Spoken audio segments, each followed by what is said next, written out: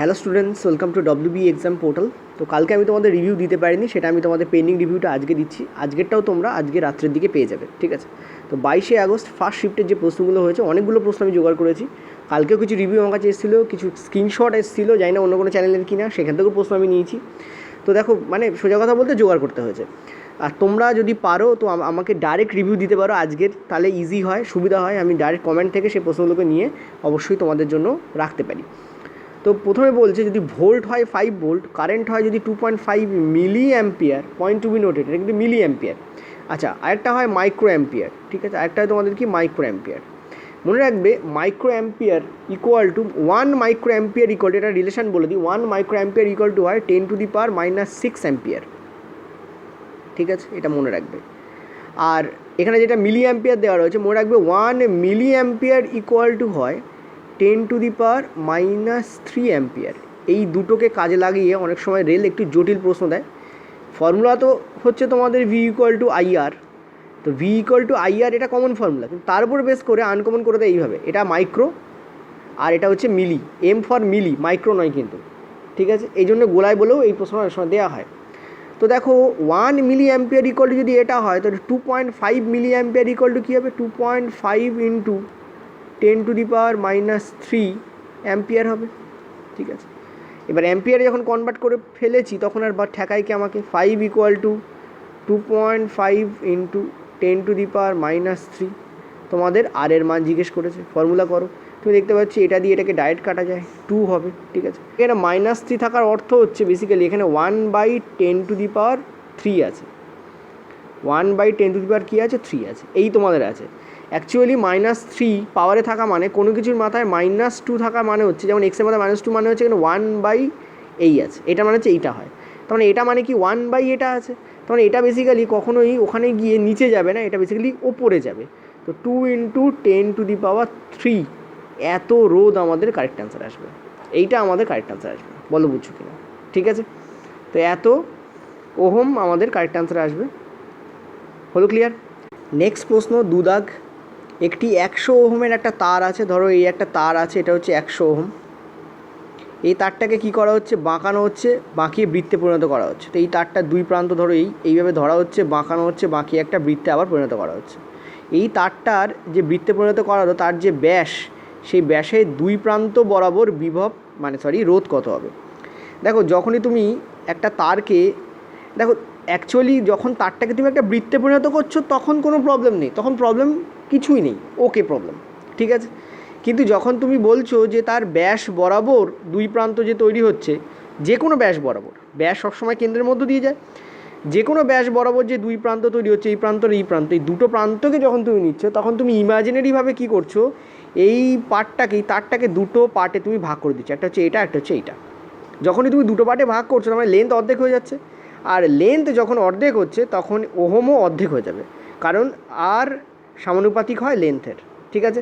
Length যদি অর্ধেক হয়, ওহমও অর্ধেক হয়ে যাবে, রোধও অর্ধেক হয়ে যাবে। তার মানে এইটার হবে তোমাদের 50 ওহম, এই পার্টটার হবে তোমাদের 50 ওহম। এখানে ব্যাপারটা বেসিক্যালি তাই হয়, এটা 50 ওহম হয়ে যায়, আর এই পার্টটা তোমাদের কী হয়ে যায়? 50 ওহম হয়ে যায়। এবার দেখো, দুটো 50 ওহম আছে এবং এটা প্যারালাল সার্কিটিংয়ে আছে। তো প্যারালাল সার্কিটিং যখন থাকে, তখন আমরা কী করি? 1/50 প্লাস 1/50 করে দিই, এভাবে করি। এখান থেকে আসবে তোমাদের 2/50, কাটাকুটি করলে আসবে 1/25। এটাই যদি উল্টে দাও, তুমি পাবে 25 ওহম। তো this is the correct answer, এইটা, ঠিক আছে? তো তুল্য রোধ কত হবে এখানে? 25 ওহম কারেক্ট অ্যান্সার হবে।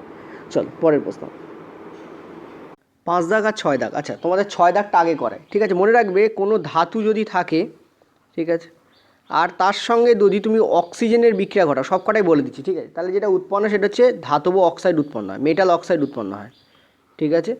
মেটালকে উৎপন্ন হয়, মেটাল অক্সাইড উৎপন্ন হয়, ওকে? এটা মাথায় রাখবে। নেক্সট তোমাদের বলে দিচ্ছি, যদি, আচ্ছা এক্সাম্পল দেবো, এক্সাম্পল দেওয়া জরুরি, তো একটা এক্সাম্পল, একটাই এক্সাম্পল দিচ্ছি, ঠিক আছে? যেমন ম্যাগনেশিয়ামের সঙ্গে অক্সিজেন যদি বিক্রিয়া ঘটাও, তাহলে তৈরি হয় ম্যাগনেশিয়াম অক্সাইড, এটা ক্লিয়ারলি বুঝতে পারছো, ভেরি ইজি। সোডিয়ামের সঙ্গে যদি অক্সিজেনের বিক্রিয়া ঘটাও, তাহলে তোমাদের তৈরি হবে সোডিয়াম অক্সাইড, ঠিক আছে? কিন্তু সোডিয়াম অক্সাইডের যে ফর্মুলা সেটা একটু আলাদা হয়, Na2O হয়, ঠিক আছে? এই ধরনের ছোটো ছোটো জিনিসগুলো মনে রাখতে হয়, পরীক্ষার সময় সময় কাজে লেগে যায়। নেক্সট হচ্ছে তোমাদের যেটা এখানে প্রশ্নে বলেছে, যে reaction of metal with water, ঠিক আছে? তো ধাতুর সঙ্গে যদি ওয়াটার বা জলের বিক্রিয়া ঘটাও তাহলে দুটো জিনিস উৎপন্ন হয়, একটা হচ্ছে ধাতব হাইড্রক্সাইড উৎপন্ন হয়, ঠিক আছে, হাইড্রক্সাইড, ঠিক আছে, ধাতব হাইড্রক্সাইড উৎপন্ন হয়, আর তার সঙ্গে হাইড্রোজেন গ্যাস নির্গত হয়, ঠিক আছে। এর একটা এক্সাম্পল তোমাদের দিয়ে দিচ্ছি, যেমন হচ্ছে পটাশিয়াম, তার সঙ্গে যদি তুমি জলের বিক্রিয়া ঘটাও তাহলে যেটা উৎপন্ন হয় সেটা হচ্ছে KOH, পটাশিয়াম হাইড্রক্সাইড উৎপন্ন হয় এবং H2 নির্গত হয়। একটা মনে রাখবে, এটা কিন্তু এক্সোথার্মিক হয়, অর্থাৎ এখানে তাপ বেরোয়। তো এটা তোমাদের কী হবে, এক্সোথার্মিক হবে। মনে রাখবে ধাতুর সঙ্গে জলের যে বিক্রিয়াগুলো হয় সেগুলো নর্মালি এক্সোথার্মিক হয়, সোডিয়ামের সঙ্গে হলেও এটা এক্সোথার্মিকই হতো, ঠিক আছে, অর্থাৎ তাপ নির্গমন করে এই ধরনের বিক্রিয়াগুলো। নেক্সট 5 দাগ হচ্ছে তোমাদের অবতল দর্পণ নিয়ে তোমাদের প্রশ্ন দিয়েছে। চলো, অবতল দর্পণ নিয়ে খুব কমন প্রশ্ন, এগুলো তোমরা জানো। যদি কেউ চাও অবতল দর্পণ উত্তল দর্পণ লেন্স নিয়ে আমাকে ভিডিও করতে, তো আমি করে দেবো তোমাদের জন্য। অনেক চ্যানেল করেছে, আমি আর করিনি কারণ আমি বহুদিন ধরে এগুলো করে আসছি, ঠিক আছে। যাই হোক, এটা দেখো তোমাদের, এই হচ্ছে তোমাদের অবতল দর্পণ। এখানে বলেছে অবতল দর্পণের কোথায় বস্তুকে রাখলে একই আকারের, এইটা খুব ইম্পর্টেন্ট পয়েন্ট, আমি যখন করেছিলাম তখনও বলেছিলাম যে একই আকারের প্রতিবিম্ব কোথায় পাওয়া যায়, ঠিক আছে। তো এটা খুব ইম্পর্টেন্ট জিনিস, সবসময় মাথা রাখবে যে একই আকারের ইকুয়াল সাইজে যে প্রতিবিম্ব উৎপন্ন হয় সেটা তুমি যদি এই যে তোমাদের দর্পণ আছে তার এই হচ্ছে ফোকাস, ঠিক আছে, আর ফোকাস থেকে ডবল দূরত্ব থাকে হচ্ছে সি, অর্থাৎ বক্র ব্যাসার্ধ। এই সি থেকে টোটাল এই পি পর্যন্ত যে ডিস্ট্যান্স, এটাকে আমরা কি বলি, বক্র ব্যাসার্ধ বলি, ঠিক আছে, বক্র ব্যাসার্ধ বলি। এই বক্র ব্যাসার্ধের ক্ষেত্রে মনে রাখবে, যদি তুমি কেন্দ্রে অর্থাৎ বক্র কেন্দ্র মানে সিতে যদি কোনো বস্তুকে বসাও তাহলে যে প্রতিবিম্ব পাওয়া যায় সেটা সৎ প্রতিবিম্ব হয় এবং সেটা সেম সাইজড হয়, অর্থাৎ একই আকারের হয় সেটা, ঠিক আছে। চলো নেক্সট, পরের প্রশ্ন। 3 দাগ এবং 4 দাগ বলেছে যদি কোনো মাধ্যমের প্রতিসরাঙ্ক 1.5 হয় তাহলে ওই মাধ্যমে আলোর গতি কত। দেখো, যখন কিছু বলা থাকবে না তখন মনে রাখবে যে মাধ্যমের কথা বলছে তাকে আমরা মাধ্যম এ ধরে নেব, আর অন্য একটা মাধ্যমকে আমরা ধরে নেব বাতাস, ঠিক আছে। তো বেসিক্যালি প্রতিসরাঙ্ক কীভাবে নির্ণয় করা হয়, বাতাসে আলোর গতিবেগ, ঠিক আছে, বাতাসে আলোর বেগ, ঠিক আছে, বাই মাধ্যম এতে আলোর বেগ, মাধ্যম এতে আলোর বেগ, ঠিক আছে, বাতাসে আলোর বেগ বাই মাধ্যম এতে আলোর বেগ ইকুয়াল টু আমাদের হয় প্রতিসরাঙ্ক 1.5। এখন বাতাসে আলোর বেগ কত, ঠিক আছে, আমি এখানে ডাইরেক্ট লিখে দিচ্ছি। আমরা জানি 3 × 10⁸, ঠিক আছে, বাতাসে আলোর বেগ এইটা হয়। আর অন্য মাধ্যমে আলোর বেগ যেটা আমাদের এখানে নির্ণয় করতে বলেছে, ঠিক আছে। তো কী করবো, বেসিক্যালি এইটা চলে যাবে এর তলায়, এটাও করতে পারো, বা এইটাকে এর তলায় দিয়ে দিতে পারো। তো আমরা একটা কাজ করছি, বাতাসে আলোর বেগ মাধ্যম এতে আলোর বেগ, এটাকে আমি এই জায়গায় লিখে দিচ্ছি, মাধ্যম এ বলে লিখে দিচ্ছি, মাধ্যম এ। আর এই 1.5 যেটা ছিল সেটাকে শিফট করে এখানে দিয়ে দিচ্ছি। তো ক্লিয়ারলি দেখতে পাচ্ছি এটা এর দ্বিগুণ হয়। তো কাটাকুটি করলে আমরা কী পাচ্ছি, 2 × 10⁸ পাচ্ছি, ঠিক আছে।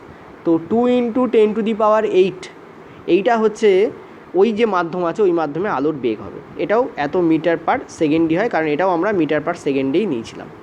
এবার একটা জিনিস বলি, এই যে 2.10⁸ এটা কিন্তু কাঁচের হয়, ঠিক আছে, যদিও একটা স্পেশাল টাইপের কাঁচের, কারণ কাঁচের যে তোমাদের প্রতিসরাঙ্ক যেটা কিনা 1.5 দেওয়া রয়েছে, এটা 1.5 থেকে কিন্তু আরও বেশি হতে পারে, মানে 1.5 হতে পারে, 1.52 হতে পারে, 1.56 হতে পারে, ঠিক আছে, 1.6ও হতে পারে, অর্থাৎ আরও বেশি হতে পারে, মানে 1.5 থেকে 1.7 পর্যন্তও যায় অনেক সময়, ঠিক আছে।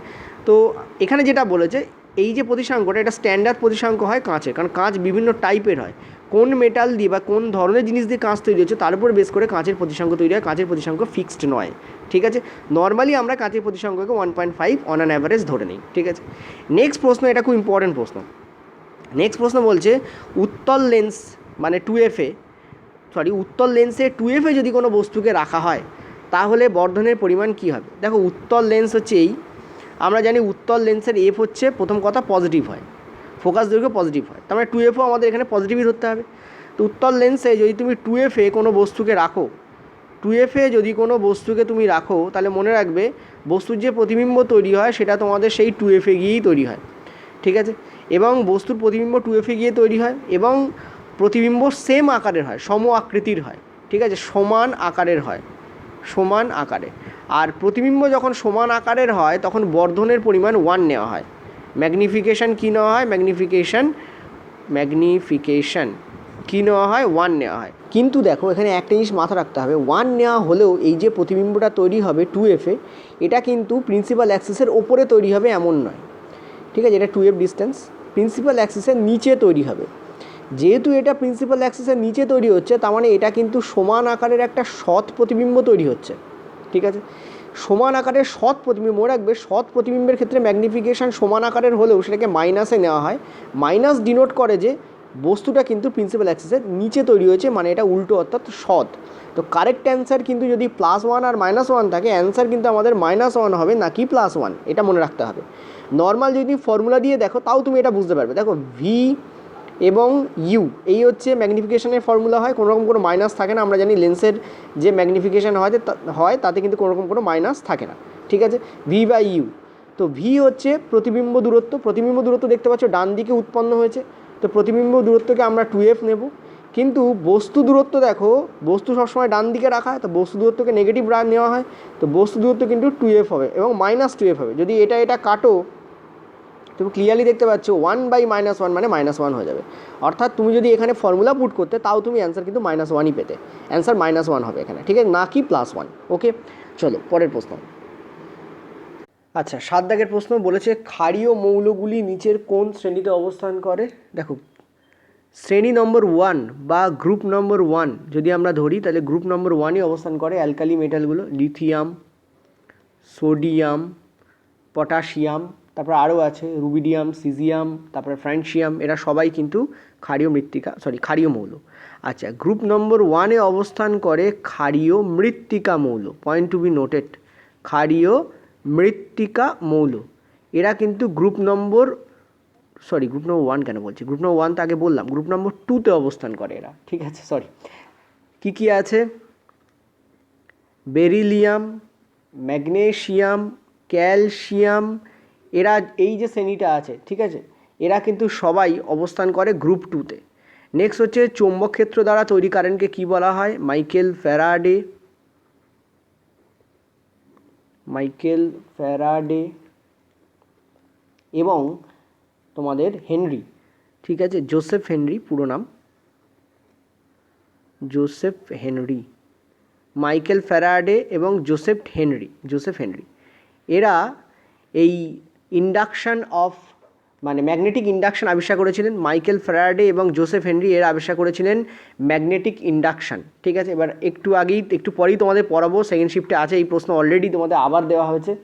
এটা তোমাদের 1831-এ ওনারা এই এফেক্টটা আবিষ্কার করেছিলেন এবং এইটার যে নাম হয় সেটা হয় তোমাদের ইনডিউসড কারেন্ট। এই ধরনের কারেন্টকে কী বলা হয়? ইনডিউসড কারেন্ট, ঠিক আছে, একটু মনে রেখো, এই ধরনের কারেন্টকে কী বলা হয়? ইনডিউসড কারেন্ট বলা হয়, ঠিক আছে। নেক্সট পরের প্রশ্ন হচ্ছে বিবৃতি 1 এবং বিবৃতি 2 দিয়ে প্রশ্ন ছিল, বলা হয়েছিল কোনটা সত্যি, ঠিক আছে।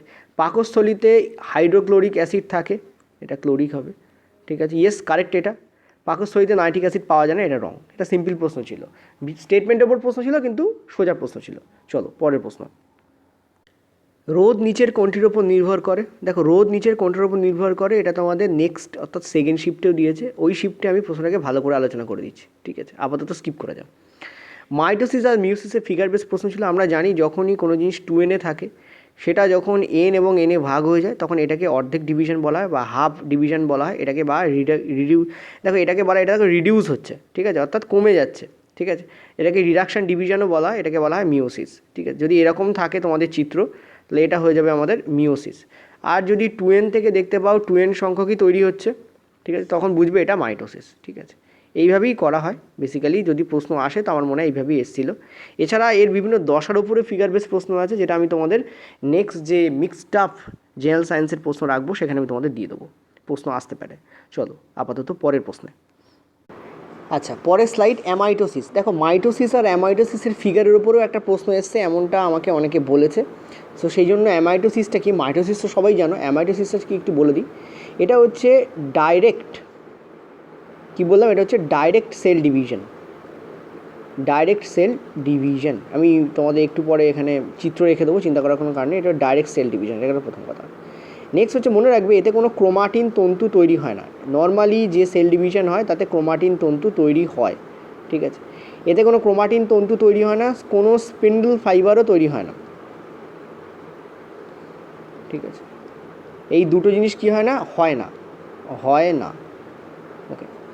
নেক্সট যেটা ইম্পর্টেন্ট পয়েন্ট সেটা হচ্ছে যে এতে কি হয়, নর্মালি একটা কোষ থাকে, সেই কোষের কোষ পর্দা অবস্থাতেই, মানে কোষ পর্দা আবৃত অবস্থাতেই নিউক্লিয়াসের কী হয়, বিভাজন হয়, ঠিক আছে।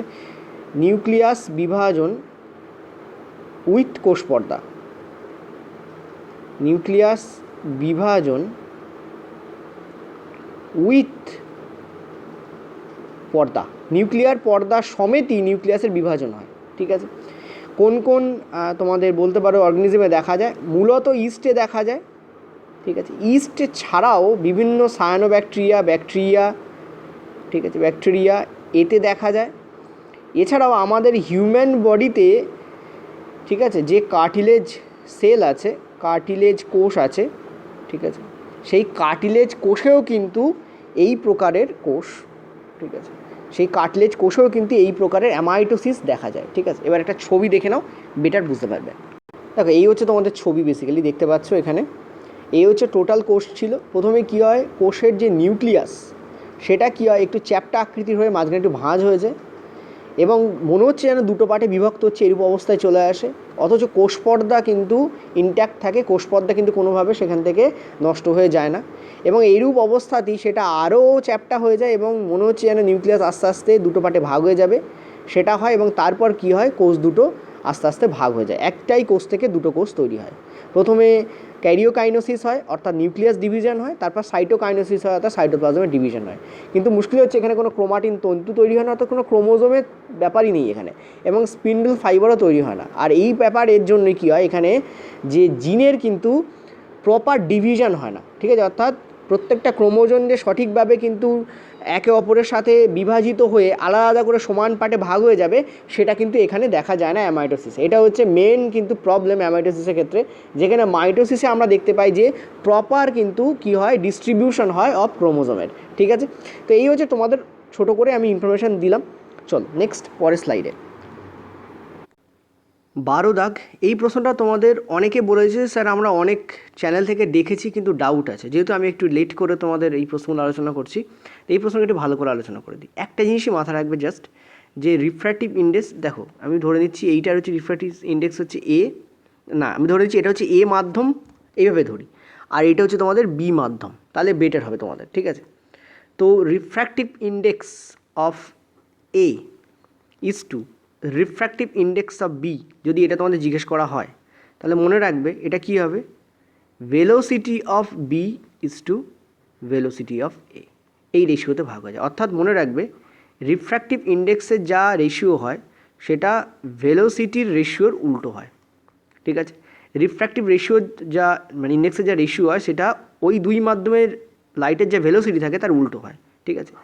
আরও বেটার যদি বলি তাহলে ভেলোসিটি এখানে কত আছে, দেখো প্রথম মাধ্যমে আমি এ লিখছি, এটা ভেলোসিটি লিখছি মানে গতিবেগ, ঠিক আছে। ভেলোসিটি মানে তো গতিবেগ সবাই জানো, ঠিক আছে। ভেলোসিটি রেশিও কী আসছে, 2 × 10⁸, এটাই আছে। আর এটাই কী আছে, এটা ইস টু ডি লিখি, এটাতে কী আছে আমাদের 2.5 × 10⁸, এই আমাদের আছে, ঠিক আছে। তো দেখতে পাচ্ছি এখান থেকে এটা কেটে যাচ্ছে, ঠিক আছে। আর এখানে তোমাদের এটা চলে আসছে 20 চলে আসবে, দুই দশমিক ওঠাই, আর এটা চলে আসবে তোমাদের 5, কাটাকুটি করলে কী আসছে আমাদের ক্লিয়ারলি দেখতে পাচ্ছি, এটা হচ্ছে আমাদের 4, এটা হচ্ছে আমাদের 5, ঠিক আছে। এটা হচ্ছে ভেলোসিটি রেশিও, ঠিক আছে। আর তাহলে রিফ্র্যাক্টিভ ইন্ডেক্সের কী রেশিও হবে, ঠিক এর উল্টে যাবে, অর্থাৎ 5:4 হয়ে যাবে। তোমাদের এটাই জিজ্ঞেস করা হয়েছিল আমার মনে হয় যে ইন্ডেক্স কী হবে, তো 5:4ই আমাদের অ্যান্সার হবে। বলো বুঝলে কিনা, ঠিক আছে, ক্লিয়ার হয়েছে আশা করি। চলো নেক্সট, পরের প্রশ্ন।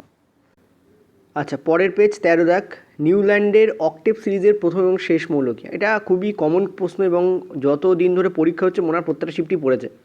নিউল্যান্ডের ফার্স্ট হচ্ছে হাইড্রোজেন, অ্যান্ড আমরা জানি যে লাস্ট যেটা এলিমেন্ট সেটা হচ্ছে থোরিয়াম, ঠিক আছে, থোরিয়াম। এবার দেখো নিউল্যান্ডের অক্টেভ সিরিজে কতগুলো মৌল আছে, এটা নিয়ে এনসিইআরটি এবং গুগলের মধ্যে ডাউট আছে। অনেক ওয়েবসাইট যেগুলো রিনাউন্ড ওয়েবসাইট তারা বলে 62, কিন্তু অ্যাকচুয়ালি এনসিইআরটিতে 56 লেখা আছে। তো দুটো অপশন কখনোই রেল একসঙ্গে দেবে না, আইদার 56 দেবে অথবা 62 দেবে, যে কোনো একটা তোমরা মার্ক করবে, ঠিক আছে? এটা মনে রাখবে। একটা জিনিস মাথা রাখবে, নিউল্যান্ডের যে অক্টেভ সিরিজ সেটা কিন্তু কাজ করেছিল অ্যাকচুয়ালি ক্যালসিয়াম অবধি, ঠিক আছে? যদিও সিরিজে এতগুলো মৌলই ছিল টোটাল, কিন্তু অ্যাকচুয়ালি নিউল্যান্ডের অক্টেভের যে নিয়ম রুলস সেটা কিন্তু কাজ করেছিল ক্যালসিয়াম অবধি, এটা তোমরা মনে রাখবে, ঠিক আছে? ওকে, কি বলা হয়েছিল নিয়মে? যদি ফার্স্ট এলিমেন্ট তুমি লিথিয়ামকে নাও, পয়েন্ট টু বি নোটে, যদি ফার্স্ট এলিমেন্ট তুমি লিথিয়ামকে নাও, তাহলে লিথিয়ামের সঙ্গে মিল থাকবে কার? ওর থেকে গুণলে যে অষ্টম মৌল পাওয়া যায় সেটা, অর্থাৎ সোডিয়ামের। সোডিয়ামের সঙ্গে কাল মিল থাকবে সোডিয়ামের পরে যে অষ্টম মৌল আছে, সোডিয়ামের পরের যে অষ্টম মৌল আছে, অর্থাৎ লিথিয়াম, সোডিয়াম, তারপর ছিল আমাদের পটাশিয়াম, ঠিক আছে? পটাশিয়ামের সঙ্গে মিল থাকবে, অর্থাৎ প্রতি মৌল এবং তার পরের অষ্টম মৌলের সঙ্গে ওই মৌলটার গুণাবলীর মিল থাকবে, ঠিক আছে? তো লিথিয়াম, সোডিয়াম, পটাশিয়াম এই তিনটেকে কিন্তু পরপর লেখা হয়। আমি যেমন পাশে লিখলাম জায়গা নেই, তাই লিথিয়াম, সোডিয়াম, তার তলায় আমাদের লেখা হয় পটাশিয়ামকে, ঠিক আছে? এইভাবে উনি মানে নিউল্যান্ড কী করেছিলেন, রুলস দিয়েছিলেন, ঠিক আছে? নেক্সট পরের প্রশ্ন দেখো, পরের প্রশ্ন বলছে ধাতব অক্সাইডের প্রকৃতি, ঠিক আছে? তো ধাতব অক্সাইডের প্রকৃতি কি? আমরা সবাই জানি ধাতব অক্সাইড কিন্তু ক্ষারীয় হয়, এটা খুব ইম্পর্টেন্ট পয়েন্ট, মাথা রাখতে হবে। আর অধাতব অক্সাইড অ্যাসিডিক হয়। মনে রাখবে যেহেতু ধাতব অক্সাইড ক্ষারীয় হয়, ঠিক আছে, এটা ইম্পর্টেন্ট পয়েন্ট বলে দিচ্ছি, তাই ক্ষারের সঙ্গে অ্যাসিডের বিক্রিয়ায় যা যা উৎপন্ন হয়, ধাতব অক্সাইডের সঙ্গে অ্যাসিডের বিক্রিয়ায় সেম টু সেম জিনিস উৎপন্ন হয়। অর্থাৎ একটা লবণ উৎপন্ন হয়, মানে সল্ট উৎপন্ন হয়, আর তার সঙ্গে কিন্তু জল উৎপন্ন হয়, ঠিক আছে? তার সঙ্গে কিন্তু কী উৎপন্ন হয়? জল উৎপন্ন। এর এক্সাম্পলও দেওয়া যায়, যেমন তুমি যদি কপার অক্সাইড সিইউও, কপার অক্সাইডের সঙ্গে তুমি যদি H2SO4 এর বিক্রিয়া ঘটাও, এটা কমন একটা এক্সাম্পল, তাহলে তুমি কী পাবে? কপার সালফেট পাবে, এবং তার সঙ্গে তুমি কী পাবে? তুমি জল পাবে, ঠিক আছে? এই যে কপার সালফেট হচ্ছে লবণ, জল হচ্ছে H2O, অ্যাসিড হচ্ছে H2SO4, আর ক্ষারীয় অক্সাইড হচ্ছে কপার। ধাতব অক্সাইড অর্থাৎ ধাতুর থেকে যে অক্সাইড উৎপন্ন হয় সেটা কপার অক্সাইড হয়। তোমাদের ডবল ডিসপ্লেসমেন্ট বা ডিসপ্লেসমেন্টের বিক্রিয়ার যে আমি ভিডিও দিয়েছিলাম তাতে মনে করে দেখো PbO অর্থাৎ লেড অক্সাইডের সঙ্গে নাইট্রিক অ্যাসিডের HNO3 এর বিক্রিয়া ঘটিয়েছে, এবং তাদের লেড নাইট্রেট আর হাইড্রোজেন জল উৎপন্ন হয়েছিল, ঠিক আছে? সো এই যে এটা উৎপন্ন হয়েছিল ওটাও কিন্তু তোমাদের একটা ওই ক্ষারীয় অক্সাইডের সঙ্গে অ্যাসিডের বিক্রিয়া, লবণ এবং জল উৎপন্ন, তার একটা এক্সাম্পল, ঠিক আছে? পরের প্রশ্ন বলছে অ্যালকোহলের সঙ্গে সোডিয়ামের বিক্রিয়া। দেখো বেসিক্যালি এটা অ্যালকোহল টেস্ট হিসাবে পরিচিত। আচ্ছা, এটা সোডিয়ামের হবে, ঠিক আছে? সোডিয়ামের বিক্রিয়া, অ্যালকোহলের সাথে সোডিয়াম। তো বেসিক্যালি কী হয়? C2H5OH, এটা আমরা জানি ইথানলের সংকেত, যেটাকে অ্যালকোহল আমরা বলি ইথানল। মিথানল নয় কিন্তু ইথানল। ইথানলের সঙ্গে যখন তুমি সোডিয়ামের বিক্রিয়া ঘটাও তখন যেটা উৎপন্ন হয় সেটা হচ্ছে তোমাদের সোডিয়াম ইথ্রো অক্সাইড উৎপন্ন হয়, ঠিক আছে? ইথো অক্সাইড উৎপন্ন হয় সোডিয়াম। তো C2H5O- উৎপন্ন হয়, এটাকে এভাবে লেখা হয়, এবং তার সঙ্গে হাইড্রোজেন গ্যাস নির্গত হয়। এই হাইড্রোজেন গ্যাস নির্গত হলে আমরা জানি যে অ্যালকোহলের সঙ্গে যখন সোডিয়ামের বিক্রিয়া ঘটানো হয় তখন হাইড্রোজেন গ্যাস উৎপন্ন হয়, আর যখনই এইটা উৎপন্ন হয় তখন ধরে নেওয়া হয় যে এটা অ্যাকচুয়ালি অ্যালকোহলের সাথেই বিক্রিয়া ঘটানো হচ্ছে, ঠিক আছে? তখন এই বস্তুটাকে অ্যালকোহল বলে ধরে নেওয়া হয়। অর্থাৎ অ্যালকোহল আছে কি না সেটা জানার জন্য এই টেস্টটাকে করা হয়, যেন এটা খুব পপুলার টেস্ট। এটা এনসিইআরটিতে এর কিন্তু দেওয়া আছে, এর সমীকরণ হিসেবে দেওয়া আছে, সেখান থেকেই প্রশ্নটা এসছে বেসিক্যালি, ঠিক আছে? চলো নেক্সট পরের পেজ কোনটি বিজারক পদার্থ, ঠিক আছে? দেখো এখানে আমরা দেখতে পাচ্ছি যেটার জারণ হবে সেটাই বিজারক পদার্থ হিসেবে পরিচিত হবে। দেখো অ্যালুমিনিয়ামের সঙ্গে আমরা দেখতে পাচ্ছি অক্সিজেন এখানে যুক্ত হয়েছে, অ্যালুমিনিয়াম ছিল না, তাহলে অ্যালুমিনিয়ামের কি হয়েছে? জারণ হয়েছে, অক্সিডেশন হয়েছে, ঠিক আছে? আর যার জারণ হয় সেটাই হয়ে যায় বিজারক পদার্থ। তো এখানে বিজারক পদার্থ কোনটা হবে? এটাই আমাদের বিজারক পদার্থ হবে। দেখো এই প্রশ্নগুলো এক্স্যাক্টলি পড়েছিল আমার জানা নেই, কিন্তু অনেকে এইটাকে উল্লেখ করে বলেছে যে স্যার জারণ বিজারণ কোনটা বিজারক কোনটা জারক প্রশ্ন এসছে, অনেকে বলেছে কোনটা জারণ কোনটা বিজারণ হয়েছে সেটা প্রশ্ন এসছে। মুট কথা বলতে কি এইটার উপর প্রশ্ন এসছে সোজা কথা বলতে, কিন্তু এটা এক্স্যাক্ট কী প্রশ্ন ছিল আমার জানা নেই।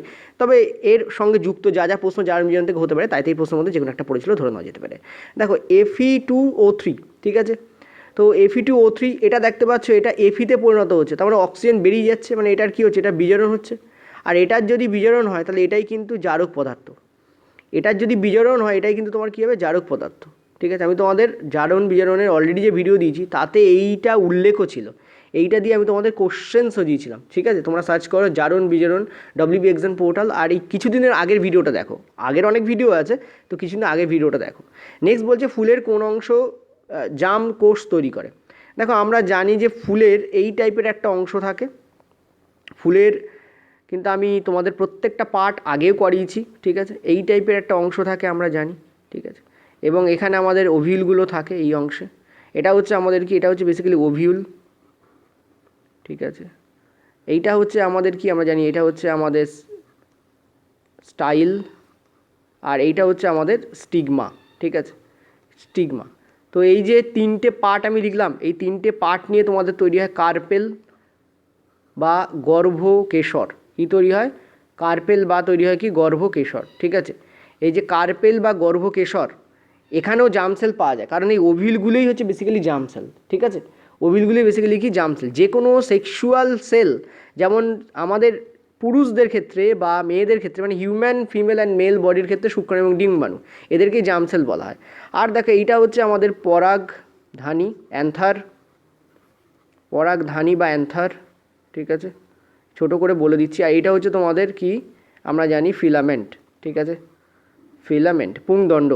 এই দুটোকে নিয়ে যেটা তৈরি হয়, এই দুটোকে নিয়ে যেটা তৈরি হয় সেটা হচ্ছে পুংকেশর তৈরি হয়। তো এই পুংকেশর আর গর্ভকেশরের মধ্যেই কিন্তু ফুলের যে রিপ্রোডাক্টিভ সিস্টেম সেটা কাজ করে। এছাড়া আমরা জানি আরও 2-3টে পার্ট এখানে থাকে, যেমন এই যেটা আমি তোমাদের হলুদ কালারে করে দিচ্ছি, এটা হচ্ছে পাপড়ি। এটা হচ্ছে কি তোমাদের পাপড়ি, ঠিক আছে, যাকে বলা হয় পেটাল। পাপড়ি বা এটাকে কি বলা হয়? এটাকে বলা হয় পেটাল। পেটাল বা পাপড়ি কিন্তু, point to be noted, petal বা পাপড়ি কিন্তু ফুলের জার্মস কোষ উৎপন্ন করে না, কারণ এটা রিপ্রোডাক্টিভ সিস্টেমের অংশ নয়। এটা হচ্ছে এর ফুলকে সাজিয়ে রাখার জন্য হয়, ঠিক আছে। দেখো পতঙ্গ বা ইত্যাদি দ্বারা ফুলের বংশবিস্তার সম্ভব হয়। তো ফুল যদি দেখতে ভালো না হয় তাহলে ওরা আসবে কেন, তাই না? ওরা ফুলের রূপ, গন্ধ, বর্ণ দেখেই আসে, ঠিক আছে। সুতরাং পাপড়ি হচ্ছে পতঙ্গদের অ্যাট্রাক্ট করার কাজে লাগে, এছাড়াও ফুলকে প্রোটেক্ট করার কাজেও লাগে। তো পাপড়ি বা পেটাল, পাপড়ি বা পেটাল কিন্তু ফুলের এই রিপ্রোডাকশন সিস্টেমের অংশ নয়। সেই জন্য এর মধ্যে কিন্তু জামকোষ পাওয়া যায় না। জামকোষ পাওয়া যায় গর্ভকেশর এবং পুংকেশরের মধ্যে, ঠিক আছে। আরেকটা পোর্শন আমি তোমাদের এঁকে দিচ্ছি, যেটাকে আমি বলবো তোমাদের, জাস্ট মিনিট, আমি এঁকে সেপাল, ঠিক আছে। এই পোর্শনটাকে আমি বলছি সেপাল, ঠিক আছে। এটা কি? এটা হচ্ছে ফুলের বৃতি টাইপের, দুপাশে থাকে সেপাল, এটা হচ্ছে ফুলের বৃতি, সেপাল। তো সেপালও কিন্তু ফুলের কিন্তু রিপ্রোডাকশন সিস্টেমের অংশ নয়। ওভিউল, স্টাইল, স্টিগমা, এটা নিয়ে তৈরি হয় গর্ভকেশর, এদিকে পরাগধানী এবং ফিলামেন্ট নিয়ে তৈরি হয় পুংকেশর। এই দুটোই কিন্তু তোমাদের পার্ট। দেখো ফুলের অ্যানাটমি অফ ফ্লাওয়ার বলে লেখো, বা ফ্লাওয়ার বলে লেখো, আর লেখো যে WB এক্সাম পোর্টাল, তুমি টোটাল একটা ভিডিও পেয়ে যাবে ফ্লাওয়ারের ওপরে, ঠিক আছে। ফ্লাওয়ার নিয়ে আমি আগেও ক্লাস করিয়েছি, ফ্লাওয়ার খুব ইম্পর্টেন্ট, প্রত্যেকবার পরে। চলো নেক্সট, পরের পেজ। পরের প্রশ্ন, মানব শরীরে কত জোড়া অটোজোম পাওয়া যায়, ঠিক আছে। দেখো অটোজোম কাকে বলা হয়? অটোজোম হচ্ছে যেগুলো সেক্সুয়াল ক্রোমোজোম নয়, ঠিক আছে, যেগুলো সেক্সুয়াল ক্রোমোজোম নয় তাদেরকে বলা হয় অটোজোম। এদেরকে সোমাটিক ক্রোমোজোমও বলা হয়। এরা দৈহিক যে বিভিন্ন বৈশিষ্ট্য সেগুলো ফুটিয়ে তুলতে ব্যবহার করে, মানে ইউজ করা হয় আমাদের ক্ষেত্রে। এটা হচ্ছে তোমাদের 22 জোড়া হয়, ঠিক আছে। এটা তোমাদের কজোড়া হয়? 22 জোড়া, ঠিক আছে। আর একটা হয় যেগুলো সেক্স ক্রোমোজোম, ঠিক আছে, আমি ক্রোমো বলে ছেড়ে দিচ্ছি, সেক্স ক্রোমোজোম। কোনগুলো সেক্স ক্রোমোজোম? যেগুলো তোমাদের 1 পেয়ার, এক জোড়া হয় সেক্স ক্রোমোজোম, যেটাকে বলা হয় অ্যালোজোম, ঠিক আছে। কী বলা হয়? যেটাকে বলা হয় অ্যালোজোম, ঠিক আছে, যেটাকে কী বলা হয়? অ্যালোজোম। এবং আমরা এটাও জানি যে পুরুষদের ক্ষেত্রে এই অ্যালোজোম আমাদের XY হয়, আর স্ত্রীদের ক্ষেত্রে XX হয়। এটা হচ্ছে পুরুষ, এটা হচ্ছে স্ত্রী। দেখো এটা জায়গা কম, ছোট করে স্লাইড তৈরি করা হয়েছে আমাদের টিমের যারা মেম্বার তাদের দ্বারা, সুতরাং একটু বেশি জায়গা রাখলে ভালো হতো। নেক্সট ওদের বলে দেবো যে বেশি জায়গা যেন রাখতে, কারণ প্রচুর লিখতে হয়, ঠিক আছে। যদি আমি বলেছিলাম যে একটা স্লাইডে যেন 3-4টে ধরানো যায়, তাতে কী হয়, তোমরা একসাথে বেশি করে করানো যায় আর কি, ছোটো ছোটো করে। তো অ্যালোজোম পুরুষদের ক্ষেত্রে XY হয়, মেয়েদের ক্ষেত্রে, স্ত্রীদের ক্ষেত্রে XX হয়। এই এক জোড়া ক্রোমোজোম কিন্তু আলাদা হয় স্ত্রী পুরুষের, বাকি 22 জোড়া কিন্তু সেমই হয়, ঠিক আছে। তো টোটাল কয় জোড়া থাকে? 23 জোড়া। 46 জোড়া অ্যান্সার নয় কিন্তু, 46টা অ্যান্সার, কারণ 23 জোড়া মানে হচ্ছে 46, ঠিক আছে। জোড়া বললে 22 জোড়া, 23 জোড়া, এক জোড়া, এরকম অ্যান্সার হবে। আর কটা বললে তখন কিন্তু 44, তারপরে তোমার দুটো, 46 ইত্যাদি অ্যান্সার হতে পারে, ঠিক আছে। 44 হচ্ছে 22 জোড়া বলে 44 হবে, এক জোড়া মানে দুটো, আর 23 জোড়া বলে 46, ঠিক আছে।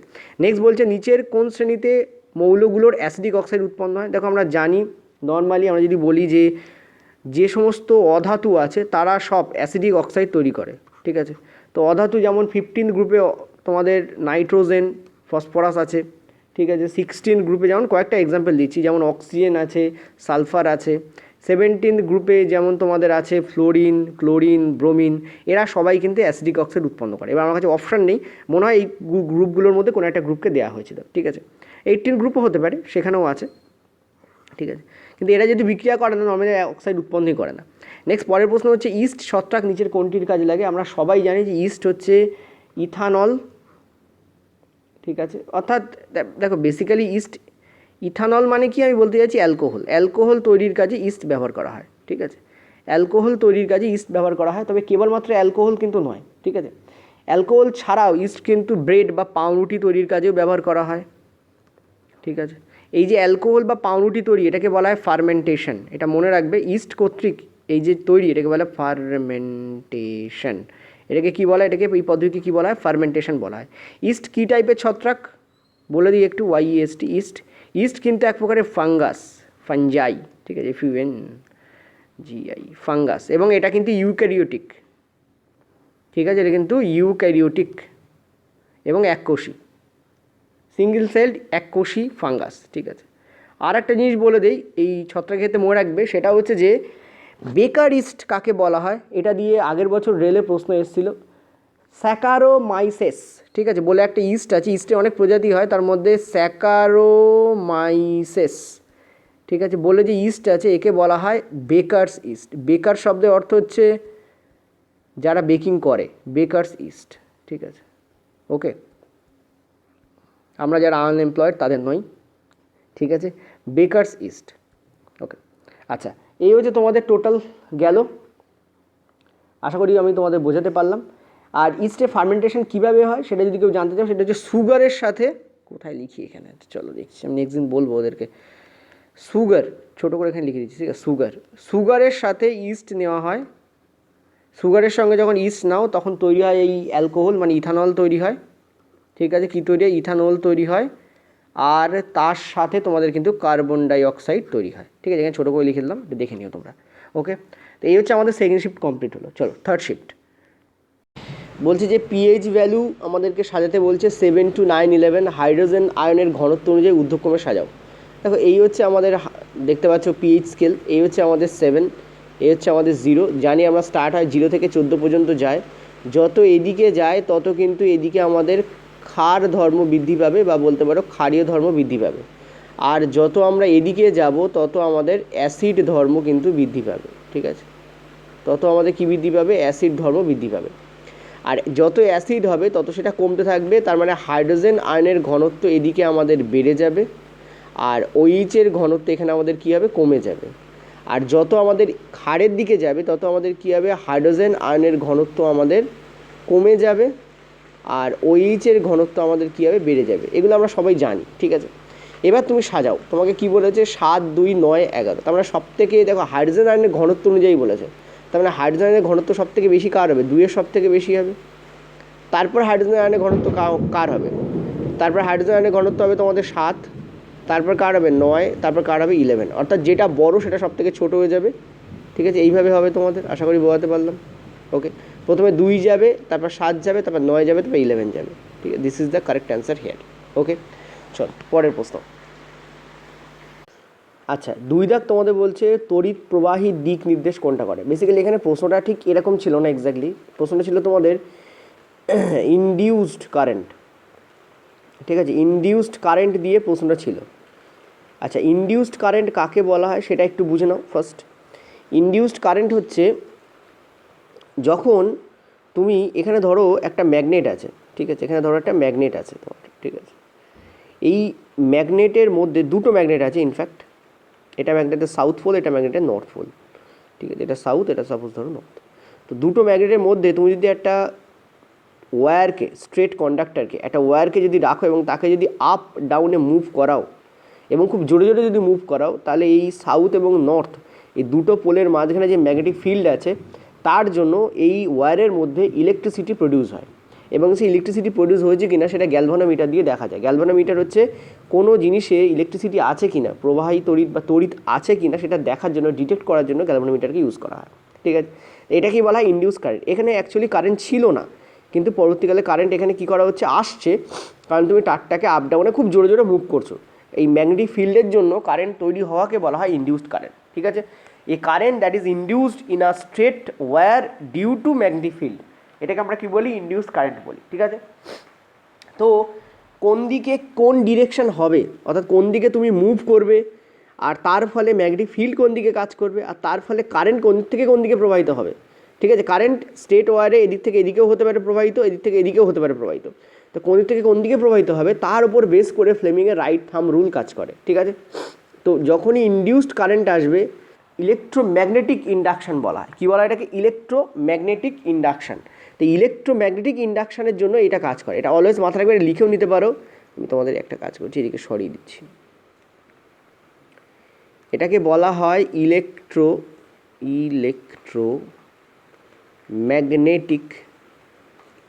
ম্যাগনেটিক ইন্ডাকশান, ঠিক আছে। তো ইন্ডাকশান শব্দটা যখনই তোমরা পাবে বুঝবে সেটা ফ্লেমিংয়ের রাইট থাম্ব রুলের ওপরে কাজ করবে, তার উপর বেস করেই দেবে। এবার দেখো, তুমি যদি তোমার বুড়ো আঙুল, এটা দেখতে পাচ্ছ ক্লিয়ারলি, বুড়ো আঙুলকে যদি এইভাবে ধরো, আর এইটা তোমার হচ্ছে কি তর্জনী, ক্লিয়ারলি দেখতে পাচ্ছ তর্জনী, ঠিক আছে। আইচোপ, কথা বলবি না বেশি, এরকম ধরনের শাসানোর জন্য তুমি যে লাইন মানে আঙুলটাকে ব্যবহার করো সেটা হচ্ছে তোমার তর্জনী। এই দুটোর মধ্যে যদি তোমার 90 ডিগ্রি অ্যাঙ্গেল থাকে, ঠিক আছে, আর এই জায়গায় অর্থাৎ তর্জনী এবং মিড ফিঙ্গার মধ্যমা এর মধ্যে যদি 90 ডিগ্রি অ্যাঙ্গেল থাকে, অর্থাৎ একটার সঙ্গে আরেকটাকে 90 ডিগ্রি অ্যাঙ্গেলে ধরে রাখো যদি, এবং যে হাতটাকে যে এইভাবে রাখো, হাতটাকে এইভাবেও রাখা যায়, অন্যভাবেও রাখা যায়, ঠিক আছে, কিন্তু এইভাবে রাখলে সুবিধা হয় বুঝতে। হাতটা কিন্তু অন্যভাবেও রাখা যায়, কিন্তু ডিরেকশন এই হতে হবে, একটার সঙ্গে আরেকটাকে 90 ডিগ্রি অ্যাঙ্গেলে রাখতে হবে, যেভাবে তুমি রাখো না কেন, এবং তোমার সেটা রাইট হ্যান্ডে করতে হবে, অর্থাৎ ডান হাতে করতে হবে।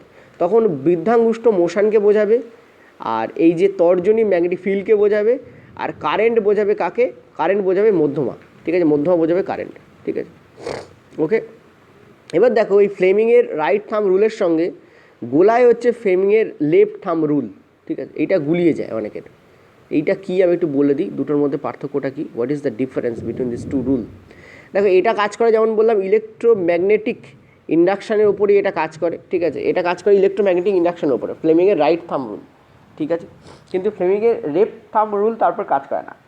ফ্লেমিংয়ের লেফট থাম্ব রুল কাজ করে ম্যাগনেটিক এফেক্ট অফ কারেন্টের ওপরে, ঠিক আছে, ম্যাগনেটিক এফেক্ট, ঠিক আছে, of current. Just a minute. Magnetic effect of current কার ওপর কাজ করে? ম্যাগনেটিক এফেক্ট অফ কারেন্টের ওপর কাজ করে, দুটো আলাদা জিনিস। এখানে কি হচ্ছে, রাইট থামে কি হচ্ছে, মানে রাইট থাম রুলে কি হচ্ছে, ম্যাগনেটের জন্য তড়িৎ তৈরি হচ্ছে, আর ম্যাগনেটিক এফেক্ট অফ কারেন্টকে বলা হয় কারেন্ট যাওয়ার জন্য ম্যাগনেটিক এফেক্ট তৈরি হওয়া, দুটো আলাদা জিনিস। এক্ষেত্রে ম্যাগনেটের জন্য কারেন্ট তৈরি হচ্ছে, আর এখানে কারেন্টের জন্য ম্যাগনেট তৈরি হচ্ছে, ঠিক আছে। খুব যদি সোজা ভাষায় বলি আমি, তো ফ্লেমিংয়ের লেফট হ্যান্ড রুলে কি বলা হয়? ফ্লেমিংয়ের লেফট হ্যান্ড রুলে বলা, এটা রাইট থাম রুল, এটাকে লেফট হ্যান্ড রুল বলা, অনেক সময় লেফট থাম রুলও বলা হয় একে, ঠিক আছে। রাইট থাম, লেফট থাম। এটাই যদি বলো যে যদি কারেন্টের ফ্লো তুমি দেখতে পাচ্ছ যদি তোমার মধ্যমা দিয়ে ডিনোট হয়, তাহলে তর্জনী দিয়ে ডিনোট হয় ম্যাগনেটিক ফিল্ড, আর বুড়ো আঙুল দিয়ে ডিনোট হয় তোমার ফোর্স। তুমি একটা জিনিস দেখো এখানে, এবং এখানেও কিন্তু সব কটার মধ্যে কিন্তু 90 ডিগ্রি অ্যাঙ্গেলই থাকে। এই জায়গায় তোমাদের 90 ডিগ্রি অ্যাঙ্গেল থাকে, এবং এখানেও তোমাদের 90 ডিগ্রি অ্যাঙ্গেলই থাকে, ঠিক আছে। অর্থাৎ দুটো রুলেই প্রত্যেকটা আঙুলকে 90 ডিগ্রি অ্যাঙ্গেলে ধরতে হবে। দুটো রুলেই বুড়ো আঙুল, তর্জনী এবং মধ্যমা কাজে লাগে। আর একটা জিনিস ইম্পর্টেন্ট হচ্ছে, দুটো রুলেই কিন্তু তর্জনী ডিনোট করে ম্যাগনেটিক ফিল্ডকে, দেখো এখানে ম্যাগনেটিক ফিল্ড, এখানে ম্যাগনেটিক ফিল্ড। আর দুটো রুলেই কিন্তু মধ্যমা ডিনোট করে কারেন্টকে, এখানেও কারেন্ট, এখানেও কারেন্ট। চেঞ্জ কোথায় হয়? বুড়ো আঙুলটায় চেঞ্জ হয়। দেখো বৃদ্ধাঙ্গুষ্ঠতে এটাকে মোশন ডিনোট করছে, আর এটাতে ফোর্স ডিনোট করছে, ঠিক আছে। এই সামান্য পার্থক্য হয়, এছাড়া কোনো রকম কোনো পার্থক্য হয় না। সো মনে রাখাটা ভেরি ভেরি ইজি, ঠিক আছে। দেখো দুটোই আমি এখানে ডাইরেক্ট রেখে দিয়েছি, তোমাদের এটা দিয়ে প্রশ্ন এসছে যখন এটা দিয়ে আসতে পারে, এটা দিয়ে যখন আসছে তখন এটা দিয়ে আসতে পারে। দুটোর মধ্যে এদিক ওদিক করে কিন্তু বিভিন্ন শিফটে প্রশ্ন আসছে। আর যদি এর পুরো ভিডিও দেখতে চাও, আমি তোমাদের বলবো তোমরা যে কোনো একটা রুলস দেখো, তার পেছনে লাগিয়ে দাও WB এক্সাম পোর্টাল বলে, ইউটিউবে সার্চ করো, আমার ভিডিও আছে ডাইরেক্ট, এবং খুব ডিটেলসে ভিডিও আছে, ঠিক আছে, তোমরা দেখে নিতে পারবে। চলো নেক্সট 3 নম্বরে। নেক্সট প্রশ্ন বলছে ফ্লোয়েমের কাজ কি। দেখো এটা হচ্ছে একটা গাছ, আমরা ক্লিয়ারলি দেখতে পাচ্ছি, এবং এই গাছে গিয়ে সাপোজ ওর একটা পাতা আছে, ওকে, আর ওদিকে উপর দিকেও আমাদের অনেক পাতা আছে, ঠিক আছে। তো বেসিক্যালি কী হয়, পাতায় তৈরি খাদ্য, পাতায় ধরো এই পাতাটায় খাদ্য তৈরি হয়েছে, এই পাতায় তৈরি খাদ্য যেমন উপর দিকে যাওয়ার প্রয়োজন হবে, তেমন নিচের দিকেও যাওয়ার প্রয়োজন হবে। তো খাদ্যকে আপ এবং ডাউনে নিয়ে যাওয়ার জন্য, ঠিক আছে, ফ্লোয়েম ব্যবহার করে। গাছ কী করে? ফ্লোয়েমকে ব্যবহার করে। তো কারেক্ট অ্যান্সার আমাদের কী হবে? খাদ্য আপ টু ডাউন নিয়ে যাওয়ার জন্য, আপেও নিয়ে যায়, ডাউনে নিয়ে যায়। নেক্সট হচ্ছে বক্র ব্যাসার্ধ -27। দেখো বক্র ব্যাসার্ধ যদি 27 হয়, ফোকাস দৈর্ঘ্য কত হবে? কী হবে? একে 2 দিয়ে ভাগ করে দাও, অ্যান্সার হবে তোমাদের -10। প্রশ্নটা এভাবেও আসতে পারে, বা বলতে পারে যে যদি এটার বক্র ব্যাসার্ধ এই হয়, -20 হয়, ঠিক আছে, তাহলে তোমাদের ফোকাস দৈর্ঘ্য তো জিজ্ঞেস করতেই পারে, আর বলতে পারে এটা কোন ধরনের লেন্স বা কোন ধরনের মিরর। দেখো যদি বলো লেন্সের কথা, তাহলে ডেফিনেটলি এটা কনকেভ লেন্স হবে, ঠিক আছে, কনকেভ লেন্স হবে। কনকেভ লেন্সের যে ফোকাস দৈর্ঘ্য হয় সেটা আমাদের নেগেটিভ হয়, ঠিক আছে, কনকেভ লেন্স হবে। আর যদি বলো মিরর, যদি বলো এটা মিরর, তাহলে এটা কনকেভ মিরর হবে। তাই এটা কী হবে, কনকেভ মিরর হবে। মনে রাখবে কনকেভ লেন্স এবং কনকেভ মিররের যে ফোকাস দৈর্ঘ্য হয় সেটা নেগেটিভ হয়, ঠিক আছে, আশা করি বোঝাতে পারলাম। কনকেভ লেন্সেরও ফোকাস দৈর্ঘ্য নেগেটিভে হয় এবং কনকেভ মিররেরও কিন্তু ফোকাস দৈর্ঘ্য কী হয়, নেগেটিভে হয়, ঠিক আছে। আচ্ছা, নেক্সট পরের প্রশ্ন আমাদের বলছে কি, যে ফ্লোরিন, অক্সিজেন এবং সিলিকন এদের ভ্যালেন্স ইলেকট্রন সংখ্যা অনুযায়ী কী ঊর্ধ্বক্রমে সাজাতে বলছে, ইনক্রিজিং অর্ডার। দেখো ফ্লোরিনের অ্যাটমিক নাম্বার 9 হয়, অক্সিজেনের 8 হয়, সিলিকনের আমরা জানি 14 হয়। ব্রেকডাউন করো 2, 8, 4, এটা ব্রেকডাউন করো 2 আর 6, এটা ব্রেকডাউন করো 2 আর 7। ভ্যালেন্স ইলেকট্রন কাকে বলে সবাই জানো, শেষ কক্ষপথে কতগুলো ইলেকট্রন আছে, কটা আছে এখানে 7টা, এখানে কটা আছে 6টা, এখানে কটা আছে 4টে। তাহলে সব থেকে বেশিটা লাস্টে যাবে, ঊর্ধ্বক্রম মানে কি শেষে লাস্টেটা থাকবে, তারপর থাকবে 6, তারপর থাকবে 4। This is the arrangement here. তারপরে ফ্লোরিন সবার লাস্টে যাবে, তারপর অক্সিজেন, তারপর সিলিকন, ঠিক আছে। চলো পরের প্রশ্ন 6, 7, 8। দেখো 8 দাগের প্রশ্নটা নির্দিষ্ট করে আমি পাইনি, ঠিক আছে, তো সেই জন্য আমি তোমাদের করাতে পারছি না। তবে দেখো উত্তর লেন্সের ক্ষেত্রে আমি 8 দাগটা একটু আগে আলোচনা করে দিই। ডায়াগ্রামের উপর প্রতিসরণ মানে কোণের প্রশ্ন দিয়েছিল নাকি তোমাদের অন্য কিছুর প্রশ্ন দিয়েছিল। দেখো উত্তর লেন্সের ডায়াগ্রামের উপর অনেক প্রশ্ন হয়, ঠিক আছে, তো আমি সব কটা তোমাদের আলোচনা করে দিচ্ছি। প্রথম কথা মনে রাখবে, লেন্সের হোক আর যারই হোক, যদি প্রতিসরণ হয় তো আপতন কোণ, ঠিক আছে, ইকুয়াল হয় প্রতিসরণ কোণের, এটা মনে রাখতে হবে, ঠিক আছে। এটা হচ্ছে প্রতিসরণের যে প্রথম সূত্র আছে সেই অনুযায়ী হয়, যদি প্রতিসরণ হয় তো আপাতন কোণ এবং প্রতিসরণ কোণ কী হয়, ইকুয়াল হয়। এটা অলওয়েজ মাথা রাখতে হবে, সে লেন্স দ্বারা হোক আর যে কোনো লেন্স দ্বারা হোক, এটা গেল প্রথম কথা। নেক্সট হচ্ছে তোমরা জানো যে এটা একটা উত্তল লেন্স যদি হয়, ঠিক আছে, আর এর যদি তোমাদের এই হচ্ছে প্রিন্সিপাল অ্যাক্সিস, তো প্রিন্সিপাল অ্যাক্সিসের সমান্তরালে যদি কোনো রশ্মি এসে পড়ে তাহলে সেটা ডেফিনেটলি ফোকাসের মধ্য দিয়ে যাবে রিফ্র্যাক্টেড হওয়ার পরে, ঠিক আছে। আর একটা তোমরা জানো, এটা যদি উত্তল লেন্স হয় আর যদি কোনো রশ্মি এই সিতে এসে পড়ে অর্থাৎ অপটিক্যাল সেন্টারে এসে পড়ে তাহলে সেটা কোনোভাবে প্রতিসারিত না হয়েই ডাইরেক্ট বেরিয়ে যায়, ঠিক আছে, এটা একটা প্রশ্ন হয়। আর একটা তোমরা জানো যে উত্তল লেন্সের ক্ষেত্রে যদি কোনো রশ্মি ফোকাসের মধ্য দিয়ে যায়, ঠিক আছে, এই দিকে যদি ফোকাসের মধ্য দিয়ে যায় তাহলে সেটা রিফ্র্যাক্টেড হওয়ার পরে কিন্তু এই যে তোমাদের প্রিন্সিপাল অ্যাক্সিস আছে তার সঙ্গে সমান্তরালে বাইরে বেরিয়ে যায়, ঠিক আছে। এই তিনটে তোমাদের হয় মেনলি, ওকে, তো এই তিনটে দিয়েও প্রশ্ন আসতে পারে, এই তিনটেই হয় মেনলি প্রতিসরণের উপর বেস করে। এছাড়া প্রশ্ন আছে উত্তল লেন্সের ফিগারের উপর বেস করে, অর্থাৎ কোথায় কোন প্রতিবিম্ব তৈরি হচ্ছে, ঠিক আছে, তো এটা প্রথমে আলোচনা করে দিলাম ছোটো করে। নেক্সট হচ্ছে তোমাদের কী বলেছে, দুটি লেন্স যদি ফোকাস দৈর্ঘ্য -3 এবং +5 হয়। দেখো কোনো যদি আমরা এখানে অবতল লেন্স নেই, ঠিক আছে, অবতল লেন্সের ক্ষেত্রে আমরা জানি এর -3 হয়, ঠিক আছে, আর উত্তল লেন্সের ক্ষেত্রে আমরা জানি তার +3 হয়, +5 হয়, এখানে প্লাস বলেছে। উত্তল লেন্সে পজিটিভ হয় ফোকাস দৈর্ঘ্য আর অবতল লেন্সে কী হয়, নেগেটিভ হয়, ঠিক আছে, এটা আমরা জানি। এবার দেখো এই দুটোকে যদি ম্যাচ করাও তাহলে কী হচ্ছে, +5 +-3, এখান থেকে আমরা কী পাচ্ছি, +2 পাচ্ছি, অর্থাৎ ওভারঅল আমাদের ফোকাস পজিটিভে আসছে। তার মানে এই ওভারঅল কম্বিনেশনটা কিন্তু একটা উত্তল লেন্সের মতো কাজ করবে, ঠিক আছে, ওভারঅল কম্বিনেশনটা কিসের মতো কাজ করবে, একটা উত্তল লেন্সের মতো কাজ করবে, ঠিক আছে। তোমাকে কী বলতে বলেছে, পাওয়ার কত, তো পাওয়ার কত করার জন্য আমি কী করবো, 1/f করতে হয়, তাহলেই পাওয়ার পাওয়া যায়, তো 1/2 করে দাও, ঠিক আছে, অ্যান্সার পেয়ে যাবে 0.5 ডায়াপ্টার হবে correct answer, 0.5 D for dioptre. Next ওপরের প্রশ্ন চলো, বলছে স্লাইডেন এবং সোয়ানের তত্ত্ব নিচের কোনটার উল্লেখ ছিল না। দেখো বেসিক্যালি কি, স্লাইডেন এবং সোয়ান দিয়েছিলেন সেল থিওরি, ঠিক আছে, কোষীয় তত্ত্ব দিয়েছিলেন সেল থিওরি। সেল থিওরির বেসিক দুটো পয়েন্ট হচ্ছে, সমস্ত জৈবিক বা জীবিত অর্গানিজমের দেহ সেল দ্বারা তৈরি, সমস্ত জীবদেহ যা তুমি দেখো সেটা প্ল্যান্ট হোক আর অ্যানিম্যাল হোক, আমরা জানি প্লান্ট কিংডম অ্যানিমাল কিংডম পড়েছি, যত যত তার মধ্যে পড়ে সব কিছু কিন্তু সেল দ্বারা তৈরি, তাদের বেসিক ইউনিট কি সেল, ঠিক আছে, এটা হচ্ছে তোমাদের প্রাথমিক জিনিস, ঠিক আছে। আর সেলের যে গঠন তার উপরেও এই সেল থিওরিতে আলোকপাত করা আছে। কিন্তু দেখো ভাইরাস কিন্তু একটা এক্সেপশন, ঠিক আছে, ব্যতিক্রম। বর্তমানে ভাইরাসকে কী করা হচ্ছে, বর্তমানে ভাইরাসকে কিন্তু এই মানে জীবিত বা লিভিং অর্গানিজমের মধ্যে ফেলা হচ্ছে, যদি এটা নিয়ে মানে প্রচুর পরিমাণে কী আছে, কনফিউশন আছে এবং বিজ্ঞানীদের মধ্যে মতভেদ আছে। যাই হোক, ভাইরাস কিন্তু এই তত্ত্ব মেনে চলে না, সেল থিওরি মেনে কে চলে না? ভাইরাস। কারণ ভাইরাস দেহের বাইরে জ্বরের মতো আচরণ করে, দেহের ভিতরে জীবিতের মতো আচরণ করে। এর ফিগার যদি বিজ্ঞানীরা ক্র্যাক করতে পারেন, বা এর পুরো বিষয়টা কিছুটা তো ক্র্যাক করা গেছেই, অবশ্যই 70% ক্র্যাক করা গেছে, কিন্তু তাল গাছের আড়াই হাত বলে না, ওঠা বাকি। তো 30% যেটা ক্র্যাক করা যায়নি ভাইরাসের ক্ষেত্রে, সেটাই খুব ইম্পর্টেন্ট জিনিস, সেটাই ক্র্যাক করা হচ্ছে এখন অবধি। ঠিক আছে, সেটা যদি আমরা জানতে পারি, তাহলে আমরা প্রাণ কীভাবে উৎপত্তি হয়েছিল সেটাও আমরা জেনে যাবো। কারণ ভাইরাস বেসিক্যালি খুবই প্রিমিটিভ একটা জীব। ঠিক আছে, ভাইরাস, ভিরিওল, এদেরই গঠনটা স্লাইডেন এবং সোয়ানের তত্ত্বে কিন্তু পাওয়া যায় না। ঠিক আছে, তো এইটা আমাদের কারেক্ট অ্যান্সার হবে। ওখানে অপশান থাকতে পারে ফাঙ্গাস, অপশান থাকতে পারে লাইকেন, অপশান থাকতে পারে অ্যালগি, এগুলো একটা অ্যান্সার হবে না। ভাইরাস অপশান ছিল, তো ভাইরাস এখানে কারেক্ট অ্যান্সার হবে, যেটা এই তত্ত্ব মেনে চলে না। ঠিক আছে, চলো নেক্সট, পরের প্রশ্ন। পরের প্রশ্ন 9 দাগ, অ্যালুমিনিয়াম, ফ্লোরিন এবং কার্বন এবং হাইড্রোজেন এর যোজক সংখ্যার উপর কিছু প্রশ্ন দেওয়া হয়েছিল। ঠিক আছে, ঠিক এক্স্যাক্টলি প্রশ্নটা আমাকে কেউ বলতে পারেনি, বাট এই টাইপের প্রশ্নটা এসেছিল, এরকম বলা হয়েছে। ঠিক আছে, আমরা জানি অ্যালুমিনিয়ামের অ্যাটমিক নাম্বার হচ্ছে 13, তার মানে 2, 8, 3-তে এটা ডিভাইড হবে। একটু আগে তোমাদের ফ্লোরিন করে দেখিয়েছিলাম 2 এবং এটা 7-এ ডিভাইড হবে। কার্বনের আমরা জানি 6 হয়, তার মানে 2 এবং এটা 4-এ ডিভাইড হবে। হাইড্রোজেন আমরা জানি এখানে 1 হয়। ঠিক আছে, তো হাইড্রোজেনের অ্যাটমিক নাম্বার যেহেতু 1, সেহেতু প্রথম কক্ষপথে একটাই থাকে, তো 1ই আমাদের এখানে হবে। ঠিক আছে, এইভাবে ডিভাইড করা হয়। এখানে প্রশ্ন কি বলেছে যে তোমাদের অ্যালুমিনিয়াম, ফ্লোরিন, কার্বন, হাইড্রোজেনের যোজক ইলেকট্রন সংখ্যা। তো যোজক ইলেকট্রন সংখ্যা হচ্ছে শেষ কক্ষপথে থাকা যোজক ইলেকট্রন সংখ্যা। এর উপরে বেস করে কোনো প্রশ্ন এসেছিল, এটার তো প্রশ্ন হতে পারে না।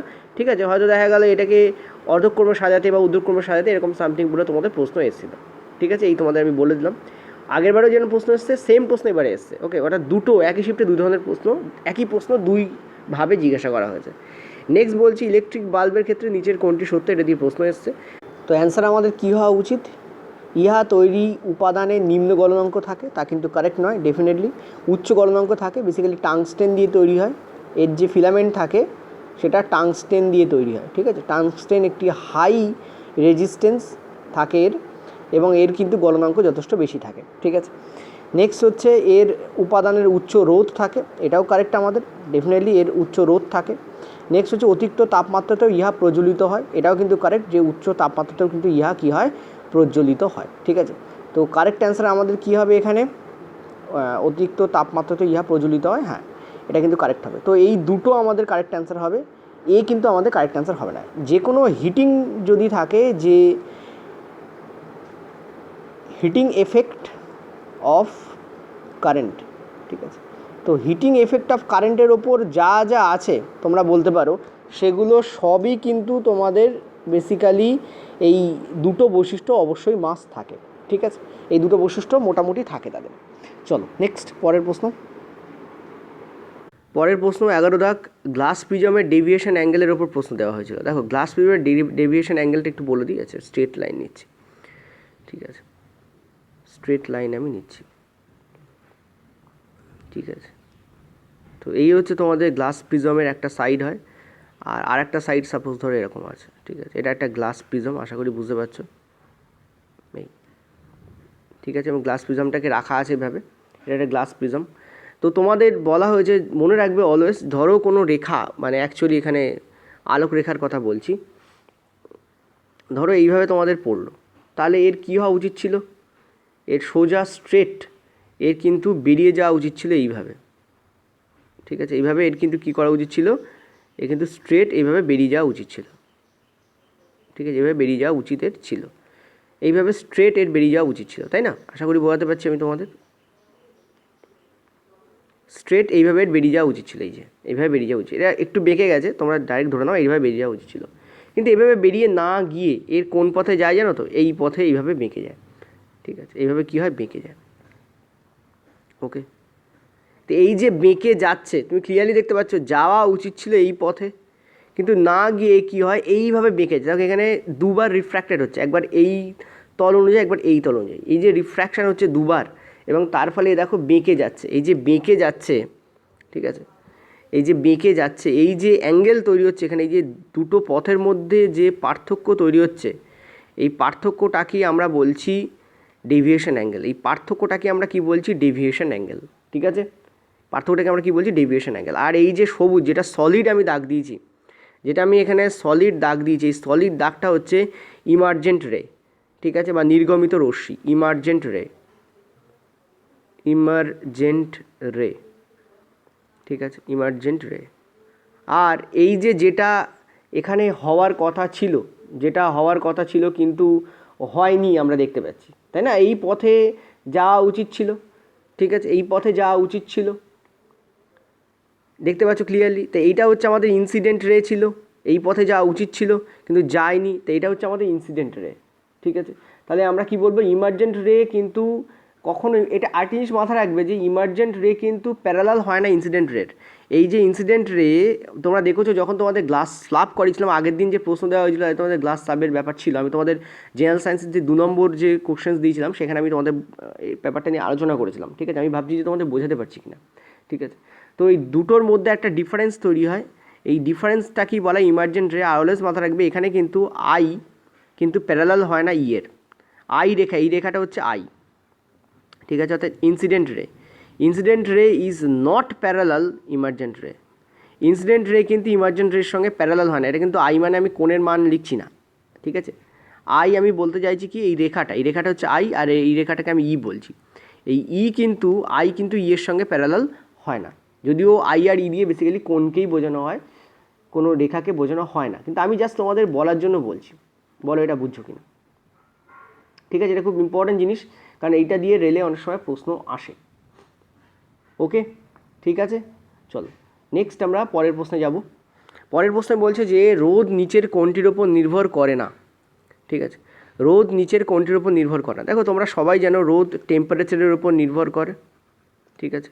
রোদ কিসের ওপর নির্ভর করে, রোদ লেন্থের ওপর নির্ভর করে, দৈর্ঘ্যের ওপর নির্ভর করে, ঠিক আছে। রোদের সঙ্গে টেম্পারেচারের নর্মাল যে রিলেশন হয় সেটা সমানুপাতিক হয়, রোদের সঙ্গে লেন্থের যে রিলেশন হয় সেটাও সমানুপাতিক হয়, রোদের সঙ্গে এরিয়া রিলেশন কী হয়, ব্যাসানুপাতিক হয়, আমরা জানি রোদ ব্যাসানুপাতিক হয় এরিয়ার সঙ্গে। রোদের সঙ্গে ব্যাসের যে রিলেশন হয় সেটা হয় তোমাদের ব্যাসানুপাতিক, এবং কী হয়, ব্যাস ডি ফর ডায়ামিটার ধরছি আমি, তাহলে রোদ কী হয়, ডিএস স্কোয়ারের সাথে ব্যাসানুপাতিক সম্পর্কে থাকে, ঠিক আছে। এইগুলো একটু রোদকে কিন্তু কারেন্ট দ্বারা চেঞ্জ করা যায় না, ঠিক আছে। রোদকে কিন্তু কারেন্ট দ্বারা চেঞ্জ করা যায় না। তো কারেন্টের উপর কিন্তু রোদ নির্ভর করে না, রোদের ওপর কারেন্ট নির্ভর করতে পারে কিন্তু কারেন্টের ওপর কিন্তু রোদ নির্ভর করে না। অর্থাৎ কারেন্টকে কমালে বা বাড়ালে রোদ যে পরিবর্তিত হবে তা কিন্তু নয়, ঠিক আছে। আশা করি বোঝাতে পারলাম। চলো নেক্সট 13 দাগে, পরের প্রশ্ন 13 দাগ, নিচের কোনটি এই মানে কোন টাইপের বিক্রিয়া এটা। দেখো এখানে তোমাদের দেওয়া রয়েছে ম্যাগনেসিয়াম হাইড্রক্সাইড, তার সঙ্গে তোমাদের HCl দেওয়া রয়েছে, উৎপন্ন হচ্ছে MgCl2, আর তার সঙ্গে তোমাদের উৎপন্ন হচ্ছে জল, ঠিক আছে। ক্লিয়ারলি দেখতে পাচ্ছি এটা হচ্ছে আমাদের ক্ষার আর এটা হচ্ছে আমাদের অ্যাসিড, ঠিক আছে। তো ক্ষার আর অ্যাসিডের বিক্রিয়া যখন লবণ এবং জল উৎপন্ন হয় তখন সেটাকে আমরা কী বলি, প্রশমন বিক্রিয়া বলি, ঠিক আছে। নিউট্রালাইজেশন বলি, ঠিক আছে। তো অ্যান্সার আমাদের কী হবে, প্রশমন আমাদের কারেক্ট অ্যান্সার হবে। ওকে, এটা গেল প্রথম কথা। নেক্সট হচ্ছে এটা কিন্তু একটা ডবল ডিসপ্লেসমেন্টেরও বিক্রিয়া, তবে পরীক্ষায় ডবল ডিসপ্লেসমেন্ট অপশানটাই ছিল না, ওখানে প্রশমন, কম্বিনেশন ইত্যাদি অপশান ছিল, তো প্রশমন অ্যান্সার হতো, ঠিক আছে। ডবল ডিসপ্লেসমেন্ট কেন, কারণ দেখতে পাচ্ছি এখানে যে ওইচ আছে সেইটা উঠে গিয়ে এইচের সঙ্গে যোগ হচ্ছে, এইটা উঠে গিয়ে এইচের সঙ্গে যোগ হচ্ছে, আর সিএলটা উঠে গিয়ে এমজির সঙ্গে যুক্ত হচ্ছে। তো দেখতে পাচ্ছ আয়নের এক্সচেঞ্জ হচ্ছে, তো এটা ডবল ডিসপ্লেসমেন্ট বিক্রিয়াও বটে, ঠিক আছে। যেমন একটা ডবল ডিসপ্লেসমেন্ট বিক্রিয়া হচ্ছে NaOH প্লাস HCl, ঠিক আছে। তার সঙ্গে আমরা কী করি, NaCl উৎপন্ন হচ্ছে, তার সঙ্গে উৎপন্ন হচ্ছে H2O, ঠিক আছে। এটাও কিন্তু একটা ডবল ডিসপ্লেসমেন্ট বিক্রিয়ার এক্সাম্পল। তবে এই দুটো বিক্রিয়ার কোনোটাতেই কিন্তু কোনো পদক্ষেপ বা পার্সিপিটেশন উৎপন্ন হয় না, ঠিক আছে। নেক্সট চলো, নেক্সট হচ্ছে কার্বন কেন পজিটিভ আয়ন গঠন করে না। দেখো কার্বন, ঠিক আছে, কার্বনের যে অ্যাটমিক নাম্বার হয় সেটা আমরা জানি 6 হয়, ঠিক আছে। সো 2 এবং 4-এ সেটা ডিভাইড হয়, ঠিক আছে। অ্যাটমিক নাম্বার কী হয় তোমাদের 6 হয় এবং সেটা 2 এবং 4-এ ডিভাইড হয়, ঠিক আছে। কে কক্ষপথ আর এল কক্ষপথ। এখন দেখো কার্বন যদি এই চারটেকে বার করে দিতে চায় তাহলে কার্বনের যে ডুপ্লেট কমপ্লিট করতে হবে, অর্থাৎ হিলিয়ামের মতো তার কী হতে হবে, গঠন হতে হবে, ঠিক আছে। তো তুমি একটা কাজ করলে, তুমি প্রথমে 2 এবং 3 তৈরি করলে, অর্থাৎ একটাকে তুমি বার করে দিলে, একটা ইলেকট্রন কী হলো, এখানে বেরিয়ে গেছে। ইলেকট্রন নেগেটিভ চার্জ যুক্ত হয়, যেই একটা ইলেকট্রন বেড়ে যাবে তখন এখানে কী হয়, পজিটিভ চার্জ বেড়ে যায়, ঠিক আছে। অর্থাৎ যত পজিটিভ চার্জ বাড়বে তত কী হয়, সে পরের ইলেকট্রনকে জোরে চেপে ধরবে। এই কারণেই আর নেক্সট ইলেকট্রনকে তুমি বারই করতে পারবে না, ঠিক আছে, ভালো করে বোঝো, যখন ইলেকট্রন কমে যাচ্ছে অর্থাৎ নেগেটিভ চার্জ কমে যাচ্ছে তখন ওভারঅল পজিটিভ চার্জ বেড়ে যাবে, কারণ পজিটিভ চার্জ প্রোটন থেকে আসে, নেগেটিভ চার্জ ইলেকট্রন থেকে আসে। ঠিক আছে, ইলেকট্রনের সংখ্যা যখন কমে যাচ্ছে তখন নেগেটিভ বেড়ে যাচ্ছে, নেগেটিভ কমে যাচ্ছে, পজিটিভ বেড়ে যাচ্ছে, তার মানে প্রোটন সংখ্যা তো কমছে না, ইলেকট্রন কমে যাচ্ছে, তার মধ্যে প্রোটন সংখ্যা কমছে না। ঠিক আছে, তো প্রোটন সংখ্যা যখন কমে না তার মানে পজিটিভ চার্জ একই থাকে, তার মানে পজিটিভ চার্জের যে ফ্যাক্ট সেটা বেড়ে যাচ্ছে। ধরো এখানে এই দলে 20 জন আছে, এই দলে 10 জন আছে, বা এই দলে 20 জন, এই দলে 20 জন ছিল, তুমি যদি এই দলে 20 জনকে রেখে এই দলে যদি 10 জন করে দাও তাহলে এদের স্ট্রেংথ অটোমেটিক্যালি বেড়ে গেল। ঠিক আছে, তো এইভাবেই ব্যাপারটা হয় অ্যাকচুয়ালি। তো যেহেতু 20 জন এদিকে এখন 10 জন হয়ে গেছে, 20 জন 10 জনকে ইজিলি পরাস্ত করতে পারে, অর্থাৎ এদেরকে ধরে রাখতে পারে। ধরো ধরে রাখার ব্যাপার হচ্ছে কে কাকে ধরে রাখতে পারে, তো 20 জন ডেফিনেটলি 10 জনকে ধরে রাখতে পারবে, কারণ এরা বল সংখ্যা এবং লোক সংখ্যা বেশি হয়ে যাবে। ঠিক আছে, তো সেম ব্যাপারটা হয়, প্রোটন তখন বাকি ইলেকট্রনগুলোকে চেপে ধরে রাখে, ফলে এই ইলেকট্রনগুলোকে রিমুভ আর করা যায় না। আর পজিটিভ আয়ন তখনই তৈরি হয় যখন ইলেকট্রনকে রিমুভ করা হয়। ঠিক আছে, যেহেতু সেটা করা যায় না ফলে আমরা বলতে পারি কার্বন কিন্তু পজিটিভ আয়ন তৈরি করে না। This is the main case. ঠিক আছে, এছাড়া আরও অনেক কারণ আছে, তো এটা হচ্ছে মেন কেস, এবং এটাই তোমাদের ওখানে ছিল, যেহেতু ইলেকট্রন বার করা খুব চাপের হয়। ঠিক আছে, পজিটিভ চার্জ বেড়ে যায় যার ফলে ইলেকট্রনকে বার করা চাপের হয়ে যায়। মনে রাখবে কার্বন টেট্রাভ্যালেন্ট হয়, এবং কার্বন কিন্তু টেট্রাভ্যালেন্ট মানে কি, এর শেষ কক্ষপথে 4টে কী থাকে তোমাদের, বলতে পারো যে ইলেকট্রন থাকে, এবং 4টে ইলেকট্রনকে এরা কী করে, শেয়ার করে, পুরোটা ডোনেট করে দেয় না, শেয়ারিংয়ের মাধ্যমে এরা বন্ড তৈরি করে, এবং এদের বন্ডকে ওই জন্য সমযোজী বন্ধন বলা হয়। ঠিক আছে, কার্বন কার্বন বন্ড তোমরা হাইড্রোকার্বনে পড়েছো, সমযোজী বন্ধন বলা হয়। ক্লিয়ার হলো? চলো নেক্সট পরের প্রশ্ন, নিচের কোনটি তড়িতের তাপীয় প্রভাবের উপর কাজ করে? দেখো, বৈদ্যুতিক জেনারেটর কিন্তু তড়িতের তাপীয় প্রভাবের উপর কাজ করে না, এটা ম্যাগনেটিক ইন্ডাকশানের উপর কাজ করে। ঠিক আছে, ম্যাগনেটিক ইন্ডাকশানের উপর কাজ করে। ঠিক আছে, ইলেকট্রিক বাল্ব তাপীয় প্রভাবের উপর কাজ করে, হিটিং এফেক্টের উপর কাজ করে, তাহলে এইচই বলে লিখে দিচ্ছি। আর এদিকে যে তোমাদের ইলেকট্রিক কুকার রয়েছে এটাও তোমাদের হিটিং এফেক্টের উপর কাজ করে। ইস্ত্রি এটাও তোমাদের হিটিং এফেক্টের উপর কাজ করে। ঠিক আছে, মানে যে জিনিস তাপ মানে তড়িতের সঙ্গে কানেকশান করলে গরম হয়ে ওঠে সেগুলো সবই তড়িতের হিটিং এফেক্টের উপর কাজ করে, কিন্তু বৈদ্যুতিক জেনারেটর ম্যাগনেটিক ইন্ডাকশানের উপর কাজ করে। ঠিক আছে, পরের প্রশ্ন হচ্ছে লোহার মাত্রা নিচের কোনটাতে বেশি পাওয়া যায়? দেখো, লোহার মাত্রা আমরা জানি স্পিনাচ। ঠিক আছে, তারপরে গুড়, অপশানে গুড় ছিল। ঠিক আছে, জ্যাগেরি, সম্ভবত ARY বা ERY, আমার ঠিক বানানটা মনে নেই, তো যাই হোক ইংলিশে এটা হয়। স্পিনাচ মানে হচ্ছে পালং শাক, এইগুলোতে কিন্তু এইগুলো তোমাদের মেনলি অপশানে থাকে। ঠিক আছে, পালং শাক এবং গুড়ে কিন্তু প্রচুর পরিমাণে আয়রন পাওয়া যায়, লোহা পাওয়া যায়। ঠিক আছে, আর একটা তোমাদের প্রশ্ন ছিল তোমাদের ম্যান্ডেলের, যে উনি প্রিপারেশন করেছিলেন ম্যান্ডেলের, সেই ম্যান্ডেলের যে বংশগতির চ্যাপ্টার তার থেকে একটা প্রশ্ন ছিল, এক্স্যাক্ট প্রশ্নটা আমার কাছে আসেনি সেই জন্য আমি তোমাদের দিতে পারছি না। এবার ম্যান্ডেলের থেকে অনেক প্রশ্ন হয় তো, এবং এটা স্টেটমেন্ট বেসড প্রশ্ন ছিল। ঠিক আছে, কোন গাছ নিয়ে উনি চর্চা করেছিলেন, বা হয়তো প্রশ্ন ছিল যে তিনি কোন কোন গুণ দেখেছিলেন, চ্যাপ্টা, সবুজ, গোলাকার, রিঙ্কেলড। ঠিক আছে, মনে আছে হয়তো আমি তোমাদের এগুলো করিয়েছিলাম, এবং স্টেটমেন্ট বেসড প্রশ্ন এখানে ছিল। তো ম্যান্ডেলের বংশগতি চ্যাপ্টার থেকে প্রশ্ন আস্তে আস্তে পড়তে আরম্ভ করছে, তো এগুলোকে একটু ভালো করে তোমরা করে যাও। ঠিক আছে, চলো, এই প্রশ্নই আমাদের ওভারঅল আমরা পেয়েছিলাম। এবার আমরা থার্ড শিফটে যাব। আচ্ছা, এখান থেকে তোমাদের 22শে আগস্ট থার্ড শিফট স্টার্ট হচ্ছে। রোদ নিচের কোনটির সঙ্গে সমানুপাতিক? একটু আগে তোমাদের বলে দিয়েছি, রোদ লেন্থের সঙ্গে সমানুপাতিক হয়, রোদ টেম্পারেচারের সঙ্গে সমানুপাতিক হয়। ঠিক আছে, তবে এই টেম্পারেচারের সঙ্গে সমানুপাতিক যেটা, এটা পিওর মেটালের ক্ষেত্রে হয়, কিন্তু রোদ ব্যস্তানুপাতিক হয় কার সাথে? ডায়ামিটারের স্কোয়ারের সাথে ব্যস্তানুপাতিক হয়, আর রোদ এরিয়ার সাথে ব্যস্তানুপাতিক হয়। ঠিক আছে, তো এর উপর বেস করেই প্রশ্নটা এসছে। তো নেক্সট প্রশ্ন হচ্ছে দ্বৈত রক্ত সঞ্চালন পদ্ধতি, ডবল সার্কুলেশন সিস্টেম। ঠিক আছে, ডবল সার্কুলেশন সিস্টেম। ঠিক আছে, তো ডবল সার্কুলেশন সিস্টেম কাকে বলা হয় একটু পরে তোমাদের ছবি এঁকে দেখাচ্ছি নেক্সট স্লাইডে। এখানে আগে দেখে নাও এক্সাম্পলগুলো কী কী। দেখো, বার্ডস অর্থাৎ পাখিরা, এবং ম্যামালস অর্থাৎ যারা স্তন্যপায়ী প্রাণী। ঠিক আছে, ম্যামালস, এদের সবার কিন্তু কী আছে, এই ডবল সার্কুলেটরি সিস্টেম আছে। ঠিক আছে, এদের সবার কিন্তু কী আছে, ডবল সার্কুলেটরি সিস্টেম আছে। কিন্তু এছাড়াও দেখো, যারা উভচর মানে অ্যাম্ফিবিয়ান, ঠিক আছে, এবং যারা রেপটাইল অর্থাৎ যারা সরীসৃপ, এদেরও কিন্তু ডবল সার্কুলেশন সিস্টেম থাকে। কিন্তু যেখানে বার্ডস এবং ম্যামালসের সম্পূর্ণ ডবল সার্কুলেশন সিস্টেম থাকে, ঠিক আছে। সেখানে উভচর এবং সরীসৃপদের ইনকমপ্লিট ডবল সার্কুলেশন সিস্টেম থাকে, অর্থাৎ সম্পূর্ণ নয়, ইনকমপ্লিট। ঠিক আছে। এটার কারণ কি? কারণ এদের 3 চেম্বার্ড হার্ট থাকে। এদের যে হার্ট থাকে তাতে কিন্তু 3টে চেম্বার থাকে, 3টে চেম্বার হৃৎপিণ্ড। যদিও কুমিরের ক্ষেত্রে 4টে চেম্বার দেখা যায়, ঠিক আছে। কুমিরের এই যে আমি উভচর বলছি বা সরীসৃপ বলছি, সরীসৃপদের মধ্যে কুমির পড়ে, তো কুমিরের কিন্তু 4টে চেম্বার দেখা যায়, কিন্তু মোস্ট অফ দ্য উভচর এবং সরীসৃপদের কিন্তু 3 চেম্বার হৃৎপিণ্ড দেখা যায়। যেখানে বার্ডস এবং ম্যামালদের, যেমন আমাদের ক্ষেত্রে আমাদের 4টে চেম্বার থাকে, তাই না, 2টো অলিন্দ 2টো নিলয়, তো 4টে চেম্বার হৃৎপিণ্ড দেখা যায়। এটাই হচ্ছে মেন কারণ, যেখানে আমাদের টোটালি কমপ্লিট এবং উন্নত, ঠিক আছে, কমপ্লিট ডবল সার্কুলেশন সিস্টেম দেখা যায় বার্ড এবং ম্যামালসদের ক্ষেত্রে, যেখানে উভচর এবং সরীসৃপদের ক্ষেত্রে ইনকমপ্লিট ডবল সার্কুলেশন সিস্টেম দেখা যায়। ঠিক আছে, ক্লিয়ার হয়েছে? আর প্রশ্ন আরেকটা আসে, তাহলে সিঙ্গেল সার্কুলেশন সিস্টেম কি? ডবল যদি হয় তাহলে সিঙ্গেলও থাকবে, ঠিক আছে। তো সিঙ্গেল সার্কুলেশন সিস্টেম কি? এটা মাছেদের ক্ষেত্রে দেখা যায়, সিঙ্গেল, লিখে দিচ্ছি এখানে সিঙ্গেল। সিঙ্গেল সার্কুলেশন সিস্টেম কাদের ক্ষেত্রে দেখা যায়? মাছ, ফিশদের ক্ষেত্রে এটা দেখা যায়, কারণ এদের 2টো চেম্বার হৃৎপিণ্ড থাকে, ডবল চেম্বার হৃৎপিণ্ড থাকে।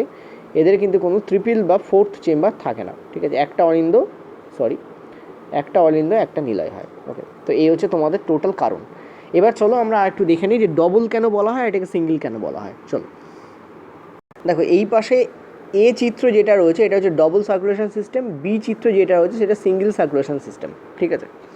তো বি সার্কুলেশন সিস্টেমটাকে ডবল কেন বলা হচ্ছে, এটাকে সিঙ্গেল কেন বলা হচ্ছে? তুমি একটা জিনিস ভালো করে দেখো, এখানে বেসিক্যালি কী হচ্ছে, এই যে তোমাদের লাং, তুমি দেখো এই যে নীল যে রক্তটা রয়েছে এটা হচ্ছে তোমাদের ডিঅক্সিজেনেটেড রক্ত, মানে দূষিত রক্ত, এতে অক্সিজেন নেই। এটা কি হয়, শরীরের যে বিভিন্ন কলাকোষ তাদের শ্বসনের মাধ্যমে যে রক্ত উৎপন্ন হয় সেটা ভেনা কাভা মানে মহাশিরা, ঠিক আছে। মহাশিরা দিয়ে এই রক্ত কি হয়, প্রথমে আমাদের 2টো জায়গায় ঢোকে, একটা হচ্ছে রাইট ভেন্ট্রিকেল এবং রাইট আর্ট্রিয়াম, ঠিক আছে। এবং এই ঢোকার পরে কী হয়, এটা টোটালি আমাদের পালমোনারি আর্টারি দিয়ে কোথায় চলে যায়, লাংয়ে চলে যায়, ঠিক আছে। ওকে, ক্লিয়ার হয়েছে? এখান দিয়ে সরাসরি কী হয়, এটা লাংয়ে চলে যায়। ওকে, অ্যাকচুয়ালি রাইট ভেন্ট্রিকল দিয়ে নিচেরটা ঢোকে, আর রাইট আর্ট্রিয়াম দিয়ে ওপরেরগুলো ঢোকে, ঠিক আছে। মানে দুটো তো পার্ট থাকে, সেই 2টো পার্ট দিয়ে ঢোকে। এবং ঢোকার পরে কী হয়, এরা নিচের দিকে চলে যাচ্ছে, এবং নিচের দিকে যখন চলে যায় এবং চলে যাওয়ার ফলে এরা হৃৎপিণ্ডে ঢুকে যায়। হৃৎপিণ্ডে ঢুকে এরা পালমোনারি আর্টারি দিয়ে, অর্থাৎ ফুসফুসীয় ধমনী, আর্টারি মানে ধমনী, পালমোনারি মানে ফুসফুসীয়, ঠিক আছে, ফুসফুসীয় ধমনী দিয়ে, ফুসফুসীয়, ঠিক আছে, ফুসফুসীয় ধমনী দিয়ে এটা কী হচ্ছে, ফুসফুসে যাচ্ছে, লাং বা ফুসফুসে যাচ্ছে। সেখান থেকে কী হচ্ছে, এই রক্তে অক্সিজেন যুক্ত হচ্ছে, এখানে অক্সিজেন কী হচ্ছে, ইনডিউসড হচ্ছে, অক্সিজেন এর মধ্যে আসছে, এতক্ষণ অক্সিজেন ছিল না, অক্সিজেন আসছে, এবং এই অক্সিজেনযুক্ত রক্ত লাল হচ্ছে, এবং সেটা ফুসফুসীয় শিরা দিয়ে, ঠিক আছে। এটা প্রশ্নও আসে যে কোন শিরা O2 যুক্ত রক্ত পরিবহন করে, কারণ শিরা নর্মালি CO2 যুক্ত রক্ত পরিবহন করে, কিন্তু ফুসফুসীয় শিরা হচ্ছে আমাদের শরীরের একমাত্র শিরা যে কিন্তু O2 যুক্ত রক্ত পরিবহন করে। আর ফুসফুসীয় ধমনী হচ্ছে একমাত্র ধমনী যে হচ্ছে CO2 যুক্ত রক্ত পরিবহন করে, কারণ ধমনী নর্মালি O2 যুক্ত রক্ত পরিবহন করে, কিন্তু এটা ব্যতিক্রম, এই দুটো এক্সচেঞ্জ হয়ে যায়, এদিক ওদিক হয়ে যায়। তো ফুসফুসীয় শিরা দিয়ে, অর্থাৎ O2 যুক্ত রক্ত কী হয়, ঢোকে হার্টে, এবং সেখান দিয়ে কী হয়, এটা সারা শরীরে ছড়িয়ে পড়ে, ঠিক আছে। কী হয়, সারা শরীরে ছড়িয়ে পড়ে, এবং মহাধমনী দিয়ে ছড়িয়ে পড়ে। মহাধমনী ইংরেজি হচ্ছে আরোটা, ঠিক আছে, মহাধমনী দিয়ে ছড়িয়ে পড়ে, ঠিক আছে। এবার দেখো, এখানে তুমি দেখতে পাচ্ছ রক্ত দুবার হার্টে ঢুকছে। একবার বডি থেকে যখন CO2 নিচ্ছে, সেই CO2 যুক্ত রক্ত হার্টে যাচ্ছে, এবং হার্ট থেকে ফুসফুসে যাচ্ছে, ফুসফুস থেকে ডাইরেক্ট বডিতে যাচ্ছে না, ফুসফুস থেকে আবার O2 যুক্ত হয়ে সেটা হার্টে ঢুকছে, সেখান থেকে বডিতে যাচ্ছে। অর্থাৎ heart working as a pumping machine, ঠিক আছে, পাম্পের মতো কাজ করছে। একবার সে টেনে নিচ্ছে সারা শরীর থেকে CO2 যুক্ত রক্ত, সেটাকে O2 সংগ্রহ করার জন্য ফুসফুসে পাঠাচ্ছে, ফুসফুস থেকে আবারও টানছে, টেনে পাম্প করে সেটাকে হার্টে, মানে সারা দেহে মানে তোমাদের কী করছে, সেন্ড করছে বা পাঠাচ্ছে। অর্থাৎ এখানে দুবার হার্টে প্রবেশ করছে, এই জন্য এটাকে ডবল সার্কুলেশন বলা হয়। যেখানে এই পাশে দেখতে পাচ্ছ মাছেদের ক্ষেত্রে আমরা কি দেখি, মাছেদের ক্ষেত্রে রক্ত শিরা মাধ্যমে সেটা সরাসরি কী হয়, হার্টে যায়, এবং হার্টের আর্ট্রিয়ামে ঢোকে, তারপর ভেন্ট্রিকল দিয়ে সেটা সরাসরি কী হয়, গিলে যায়, মানে আশা করি তোমরা বুঝতে পারছো, ফুলকা যায়, গিল মানে কি ফুলকা, ফুলকা দিয়ে কী হচ্ছে, রক্ত ডাইরেক্ট শরীরে প্রবেশ করছে। অর্থাৎ সেটা দ্বিতীয়বার আর কোথায় ঢোকে না, সেটা কিন্তু আর হৃৎপিণ্ডে ঢুকছে না, ঠিক আছে। অর্থাৎ যেহেতু একবারই হৃৎপিণ্ডে ঢুকছে, সুতরাং এই সার্কুলেশনটাকে আমরা বলি সিঙ্গেল সার্কুলেশন, ঠিক আছে। এটাকে আমরা বলি double, D for double, double circulation, আর এটাকে আমরা বলছি কি সিঙ্গেল সার্কুলেশন। ক্লিয়ার হলো আশা করি। চলো পরের প্রশ্ন। উত্তল দর্পণের এই চিত্রে প্রতিফলন কোণের মান কত? পয়েন্ট টু বি নোটেড, এখানে উত্তল দর্পণ বলেছে আর প্রতিফলন কোণের মান জিজ্ঞাসা করা হয়েছে। দেখো আমরা দেখতে পাচ্ছি, আর এটা মনেও রাখবে, যদি কোনো রশ্মি সি এর মধ্য দিয়ে গমন করে, সি মানে কি বক্রকেন্দ্র, বক্রকেন্দ্রের মধ্য দিয়ে গমন করে উত্তল লেন্সের ক্ষেত্রে, তাহলে মনে রাখবে যে পথে এটা পড়ে, অর্থাৎ যে পথে আপতিত হয় সেম পথে এটা প্রতিফলিত হয়। অর্থাৎ আপতন কোণ এবং প্রতিফলন কোণের মান সমান তো হয়, কিন্তু যেহেতু একই পথে পড়ছে এবং একই পথে আপতিত হচ্ছে, একই পথে প্রতিফলিত হচ্ছে, সেই জন্য এই দুটোই কী হয়, জিরো হয়। এটা অলওয়েজ মাথা রাখবে। এটা কী হয়, এক্ষেত্রে এই যে কোণ অ্যাঙ্গেল কী হয়, এখানে জিরো হয়ে যায়। তো কারেক্ট অ্যান্সার এখানে কী হবে, জিরো, ঠিক আছে।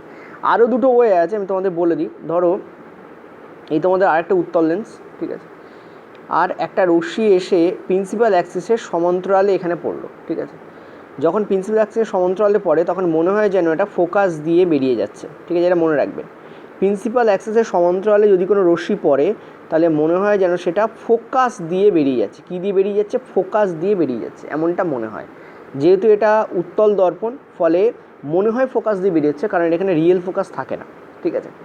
আচ্ছা, নেক্সট ইম্পর্ট্যান্ট জিনিস তোমাদের বলবো, যেটা মনে রাখতে হবে, সেটা হচ্ছে যদি কোনো বস্তু, মানে যদি কোনো, এখানে বস্তু নয় অ্যাকচুয়ালি লাইট, যদি কোনো লাইট পিতে এসে পড়ে তাহলে সেটা পি দিয়ে প্রতিফলিত হয়ে বেরিয়ে যায়। এবং এক্ষেত্রে মনে রাখবে আপতন কোণ এবং প্রতিসরণ কোণের মান কী হয়, সমান হয়। আপতন কোণ এবং প্রতিসরণ কোণের মান কী হয়, সমান হয়, ঠিক আছে। পিতে এসে যদি পড়ে, যে পথে পড়ছে, আচ্ছা এই টিকটাকে আমি উল্টো দিই, ঠিক আছে। পিতে এসে যদি পড়ে তাহলে কী হয়, পি দিয়েই বেরিয়ে যায়, ঠিক আছে। এবং এক্ষেত্রে আপতন কোণ এবং প্রতিসরণ কোণের মান কী হয়, সমান হয়। এগুলো তোমাদের আগেও আরও ভালো করে পড়িয়েছি, এখানে খুব ছোটো করে আমি বলছি, যেহেতু জাস্ট তোমাদের এক্সামিনেশনের কোশ্চেন্সগুলোকে ডিসকাস করছি আমি, ঠিক আছে। এটা মনে রাখবে। আচ্ছা, এই ওপরেরটা কেন হয় জানো? দেখো এটা কেন হয় সেটা বলে দিই। দেখো আমরা যদি এখানে কোনো 90 ডিগ্রি আঁকতে চাই, ধরি আমি এই রেখাটা বরাবর 90 ডিগ্রি আঁকতে চাই, তাহলে আমাকে কী করতে হবে, একটা বেস তৈরি করতে হবে। তো আমি এখানে একটা স্পর্শক আঁকছি ফার্স্ট। আমি এখানে যদি একটা স্পর্শক আঁকি, তাহলে এই যে অ্যাঙ্গেল তৈরি হবে, আমরা জানি যে স্পর্শবিন্দুতে স্পর্শকের সাথে ব্যাসার্ধ কিন্তু 90 ডিগ্রি অ্যাঙ্গেল তৈরি করে, ঠিক আছে। এটা সবাই জানো, যদি সার্কেল পড়ে থাকো, সার্কেলের জিওমেট্রি দেয়, তোমরা সবাই জানো যে স্পর্শকের সাথে স্পর্শবিন্দুতে রেডিয়াস কী করে, 90 ডিগ্রি অ্যাঙ্গেল তৈরি করে। তার মানে এই জায়গায় যে অ্যাঙ্গেল তৈরি হবে সেটা 90 ডিগ্রি অ্যাঙ্গেল তৈরি হবে। আর 90 ডিগ্রি অ্যাঙ্গেলে এই অভিলম্ব থাকে, আমরা জানি 90 ডিগ্রি অ্যাঙ্গেলে অভিলম্ব থাকে, ঠিক আছে। তার মানে এই যে রেখাটা, অর্থাৎ এই যে আলোকরশ্মিটা, এটা অবিলম্ব দিয়েই পড়ছে আর অবিলম্ব দিয়েই ব্যাক করছে। আমরা জানি আপতন কোণ এবং প্রতিসরণ কোণ অবিলম্বের সাপেক্ষে তৈরি হয়, অর্থাৎ অবিলম্বের সাপেক্ষে আপতন রশ্মি, আপতিত রশ্মি যে কোণ তৈরি করে এবং প্রতিফলিত রশ্মি যে কোণ তৈরি করে তাকে আমরা আপতন কোণ এবং প্রতিফলন কোণ বলি যথাক্রমে। যেহেতু অবিলম্বের ওপরেই পড়ছে এটা, ফলে এখানে কোনো অ্যাঙ্গেলই তৈরি হচ্ছে না অবিলম্বের সাপেক্ষে, যেহেতু আপতন কোণও তৈরি হচ্ছে না, ফলে প্রতিফলন কোণও তৈরি হবে না, ফলে দুটোই কী হবে, জিরো হয়ে যাবে, ঠিক আছে। ওকে, ক্লিয়ার? এটা হচ্ছে অ্যাকচুয়াল কারণ। চলো পরের প্রশ্ন। 4 দাগ তোমাদের কি বলছে, নিচের কোণটাতে দ্রুত রান্না হয়। দেখো এখানে তোমাদের অ্যান্সার, তোমাদের সল্ট ছিল, অন্য কোনো দ্রব্য ওখানে ছিল, অ্যাকচুয়ালি অ্যান্সার তোমাদের সল্ট হতো। মনে রাখবে লবণ যদি তুমি, ঠিক আছে, জলে অ্যাড করো তাহলে কি হয়, বেসিক্যালি জলের যে টেম্পারেচার, অ্যাকচুয়ালি বয়লিং পয়েন্ট, ঠিক আছে, বয়লিং পয়েন্ট সেটা কী হয়, বেড়ে যায়। অর্থাৎ স্ফুটনাঙ্ক কী হয় জলের, সেটা বেড়ে যায়, জলের বয়লিং পয়েন্ট বৃদ্ধি পায়। অর্থাৎ যে তাপমাত্রায় জল ফুটতে চায় অ্যাকচুয়ালি তার থেকে বেশি তাপমাত্রায় জল ফোটে, ঠিক আছে, জলের বয়লিং পয়েন্ট বেড়ে যায়, ঠিক আছে। সেই জন্য আমরা লবণকে কী করি, অনেক সময় দেখবে যে ভাত রান্না করার সময় সামান্য লবণ অ্যাড করে দেওয়া হয়, দেখবে এটা করা হয়, ঠিক আছে। এটা করা হয় এক্স্যাক্টলি এই কারণের জন্য, জলের বয়লিং পয়েন্ট বৃদ্ধি করার জন্য, ঠিক আছে। চল নেক্সট, পরের প্রশ্ন। নিচের কোনটি একটি সঠিক বাল্বের ফিলামেন্টের বৈশিষ্ট্য? দেখো বাল্বের যে ফিলামেন্ট হয়, প্রথম কথা সেটা লম্বা এবং পাতলা তার হয়, এটাও কারেক্ট, এবং উচ্চ গলনাঙ্কযুক্ত টাংস্টেন তার হয়, এটাও কারেক্ট। দুটোই এখানে অল আমাদের কারেক্ট অ্যান্সার হবে। মনে রাখবে বাল্বের ওপর প্রশ্ন খুব পড়ছে। পরের প্রশ্ন বলছে যে এখানে আরও অনেক অপশান ছিল, এই দুটো অপশানও ছিল, তো আমি কোশ্চেনটাকে এইভাবে ফ্রেম করেছি। এক্স্যাক্টলি পরীক্ষা এই কোশ্চেন ছিল না, কিন্তু লাইনগুলো এরকমই ছিল, ঠিক আছে। পরের প্রশ্ন 6 দাগ বলছে -1.5 ডায়াপ্টার আর এখানে বলেছে 3.5 ডায়াপ্টার। তো বলেছে এই দুটো যদি পাওয়ারকে একসঙ্গে যোগ করলে তার ফোকাস দৈর্ঘ্য কী হবে। তো দুটোকে যদি তুমি একসঙ্গে যোগ করো তুমি ক্লিয়ারলি দেখতে পাচ্ছ যে ডায়াপ্টার আসছে সেটা আমাদের কী আসছে, 2 ডায়াপ্টার আসছে, ঠিক আছে। তো ফোকাস দৈর্ঘ্য আমরা কী জানি, আমরা জানি 1/f করলে আমরা পাওয়ার পাই, তা আমরা ডায়াপ্টার পাই বেসিক্যালি। আর ফোকাস পাওয়ার জন্য তাহলে আমাকে কী করতে হবে, 1/d করতে হবে, তাহলে আমি ফোকাস পেয়ে যাবো। তো ফোকাস এখানে আমরা দেখতে পাচ্ছি যে 1/d করছো, ঠিক আছে। 1/d করছো মানে এখানে আসছে তোমাদের 1/2 অর্থাৎ 0.5 মিটার অ্যাকচুয়ালি। এই হচ্ছে আমাদের ফোকাস আসছে, ঠিক আছে, 0.5 মিটার। তো কারেক্ট অ্যান্সার আমাদের কী হবে, 0.5 মিটার হবে বেসিক্যালি, ঠিক আছে। এবার দেখো তোমাদের বুঝতে হবে যে ফোকাস আমরা এখানে পজিটিভে পাচ্ছি, তাই না। ফোকাস আমরা এখানে পজিটিভে পাচ্ছি, আর পাওয়ার তো লেন্সের হয়, দর্পণের তো পাওয়ার হয় না। সো এটা লেন্সের কথা বলা হচ্ছে, আর ফোকাস যেহেতু পজিটিভ আমরা বুঝতেই পারছি এটা একটা কনভেক্স লেন্সের কথা বলা হচ্ছে, ঠিক আছে, উত্তল লেন্সের কথা বলা হচ্ছে। চলো পরের প্রশ্ন। নিচে সিরিজটি সম্পূর্ণ করো। অ্যালকিনের কথা বলা হয়েছিল, অ্যালকিনের সিরিজ দিয়ে দেওয়া হয়েছিল, দুটো বা একটা লেখা ছিল, পরটা লিখতে বলা হয়েছিল, ঠিক আছে। দেখো অ্যালকিন প্রথম যেটা হয় ফর্মুলা কী হয়, CnH2n, এটা আমরা জানি। তো প্রথমে হয় তোমাদের ইথিন, আমরা সবাই জানি ইথিন হচ্ছে সিম্পলেস্ট অ্যালকিন। ইথিনের পরে কী হবে, ইথ মানে হচ্ছে দুটো থাকে কার্বন, তারপর হচ্ছে প্রোপিন, খুশি হবে হয়তো, তারপর হচ্ছে বিউটিন, যেহেতু ইংলিশে নামগুলো মুখস্থ থাকে, তারপরে পেন্টিন, এরকম চলে তোমাদের। আইদার এভাবে নাম দিয়ে দেওয়া ছিল অথবা ফর্মুলা দিয়ে দেওয়া ছিল, তো আশা করি তোমরা করতে পারবে। কার্বন সংখ্যা যতগুলো হয় হাইড্রোজেনের সংখ্যা তার ডবল হয়, এটা হচ্ছে অ্যালকিনের ফর্মুলা। এদের মধ্যে কটা বন্ধন থাকে, কার্বন কার্বনের মধ্যে ডবল বন্ড থাকে, ঠিক আছে।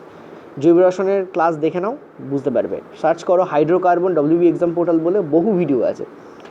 ইনডিউসড পোটেনশিয়াল ডিফারেন্সের একক কি, দেখো পোটেনশিয়াল ডিফারেন্স মানে ভোল্ট হবে।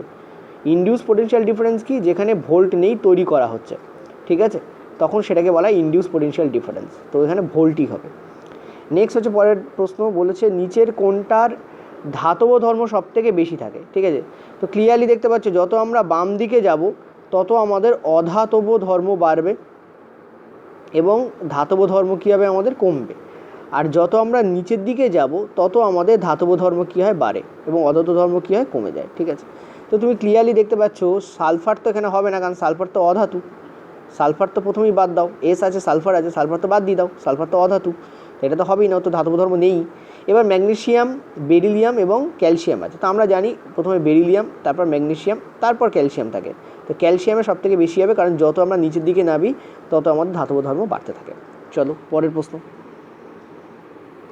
পরের স্লাইড, ভোল্ট যদি 4V হয়, দুটি 2 ওহমের রেজিস্টার যদি শ্রেণীতে যুক্ত থাকে তাহলে তড়িৎ প্রবাহ কত। দেখো দুটো 2 ওহমের রেজিস্টার শ্রেণীতে যুক্ত আছে, ঠিক আছে, এটা 2 এবং কিছু দূর যাওয়ার পর আমরা আরেকটা পাচ্ছি সেটা 2, তো 2 + 2 এখানে 4 হয়ে যাচ্ছে। আর ভোল্ট আমরা দেখতে পাচ্ছি 4 আছে, তো আমরা ফর্মুলা কী জানি, V = IR, ঠিক আছে। তো V এর ভ্যালু 4, I আমাদের বার করতে হবে, রোধ আমাদের 4, তো কারেক্ট অ্যান্সার আমাদের কী হবে, 1 অ্যাম্পিয়ার হবে, ঠিক আছে।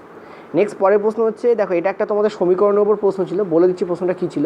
প্রশ্নটা ছিল কোনটা জারক কোনটা বিজারক সম্ভবত, অথবা ছিল এই যে তোমাদের বিক্রিয়াটা দেওয়া রয়েছে এই বিক্রিয়াটা কী টাইপের বিক্রিয়া, ঠিক আছে। তো ক্লিয়ারলি দেখতে পাচ্ছ ZN সঙ্গে O আছে, এখানে দেখো ZN এর সঙ্গে O চলে যাচ্ছে, তো ZN থেকে O চলে যাওয়া এটা কি হয়, এটাকে বলা হয় বিজারণ, ঠিক আছে।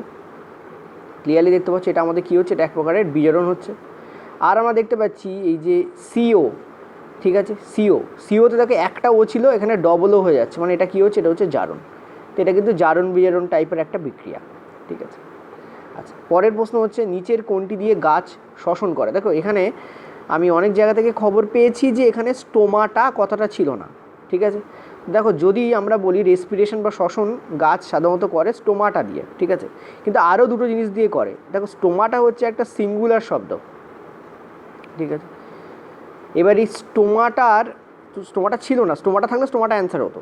স্টোমাটার একটা প্লুরাল ফর্ম আছে যেটাকে বলা হয় স্টোমা, অনেক সময় এটাকেও দিয়ে দেয়, তো মনে রাখবে স্টোমা কিন্তু সেম জিনিস, ঠিক আছে। তো প্লুরালে যদি এটা দেওয়া থাকে এটাও কারেক্ট অ্যান্সার হতে পারতো। আর আছে লেন্টিসেল, ঠিক আছে, লেন্টিসেল দেখো স্টোমাটা যেখানে পাতায় পাওয়া যায়, ঠিক আছে, সেখানে বা স্টোমাও যেখানে পাতায় পাওয়া যায়, কারণ এই দুটো হচ্ছে ডেফিনেটলি একে অপরের প্লুরাল আর সিঙ্গুলার।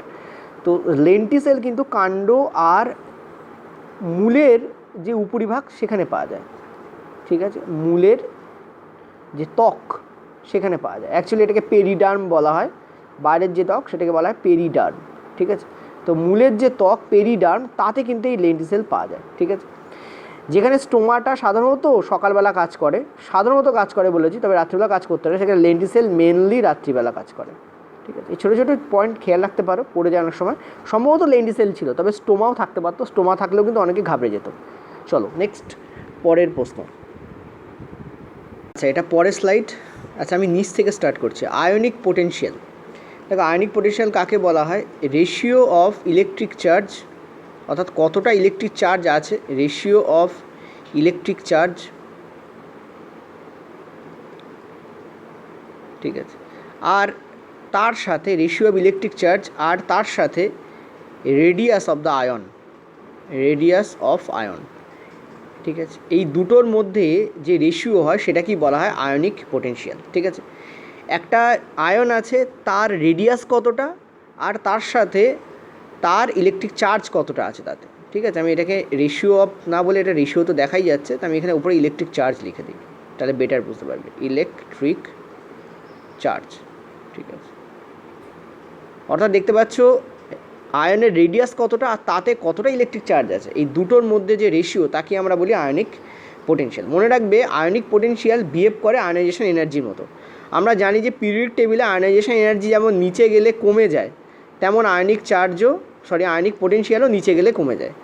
আর যত এটা ডান দিকে যায় তত এটা বাড়ে, ঠিক আছে। পিরিয়ডিক টেবিল তুমি যদি দেখো, যত এটা ডান দিকে যায় তত এটা বাড়ে। এটা আয়নাইজেশন এনার্জির মতনই কাজ করে। এটা কেন হয়? কারণ যত ছোট হবে রেডিয়াস তত ইলেকট্রিক চার্জের পরিমাণ বেড়ে যায়, ঠিক আছে। যত ছোট হয় রেডিয়াস তত কি ইলেকট্রিক চার্জের পরিমাণ বেড়ে যায়। ওকে, সম্ভবত এর উপরে বেশ করেই প্রশ্ন দেওয়া হয়েছিল। নেক্সট হচ্ছে ইথানল এবং ইথানোয়িক অ্যাসিড এর যে তোমাদের বিক্রিয়া। দেখো, অ্যাকচুয়ালি এই বিক্রিয়াটা উৎপন্ন হয় এস্টার, ঠিক আছে। কি উৎপন্ন হয়? এস্টার উৎপন্ন হওয়ার বিক্রিয়া এটা। তো পরীক্ষার সময় অনেক সময় পড়ে যায় যে এই যে এস্টার উৎপন্ন হচ্ছে, সেই এস্টার উৎপন্ন হওয়ার বিক্রিয়া কোনটা? তো এস্টার উৎপন্ন হওয়ার বিক্রিয়াই কিন্তু বেসিক্যালি এটা। এখানে কি হয় অ্যাকচুয়ালি, যেমন ইথানোয়িক অ্যাসিড আমি আগে লিখছি। আচ্ছা চলো ইথানল লিখি। ইথানল হচ্ছে C2H5OH, হচ্ছে ইথানল। তার সঙ্গে ইথানোয়িক অ্যাসিড CH3COOH, এর বিক্রিয়া যেটা উৎপন্ন হচ্ছে সেটা হচ্ছে এখানে কিন্তু একটা তোমাদের বলতে পারো H2SO4ও ব্যবহার করা হয়, ঠিক আছে। কারণ ওটা কি হয়, ওটা তোমাদের বিক্রিয়াটার যে তোমাদের কনসেন্ট্রেশন সেটা বাড়িয়ে দেয়। তো সামান্য পরিমাণ এখানে H2SO4ও এখানে দেওয়া হয়, সামান্য পরিমাণ দেওয়া হয় খুব। তো CH3COOC2H5 উৎপন্ন হয় তার সঙ্গে, জাস্ট আ মিনিট, হ্যাঁ। তো H5 উৎপন্ন হচ্ছে আর তার সঙ্গে জল উৎপন্ন হয়, তার সঙ্গে কি উৎপন্ন হয়? জল, H2O, এই তোমাদের উৎপন্ন হয়।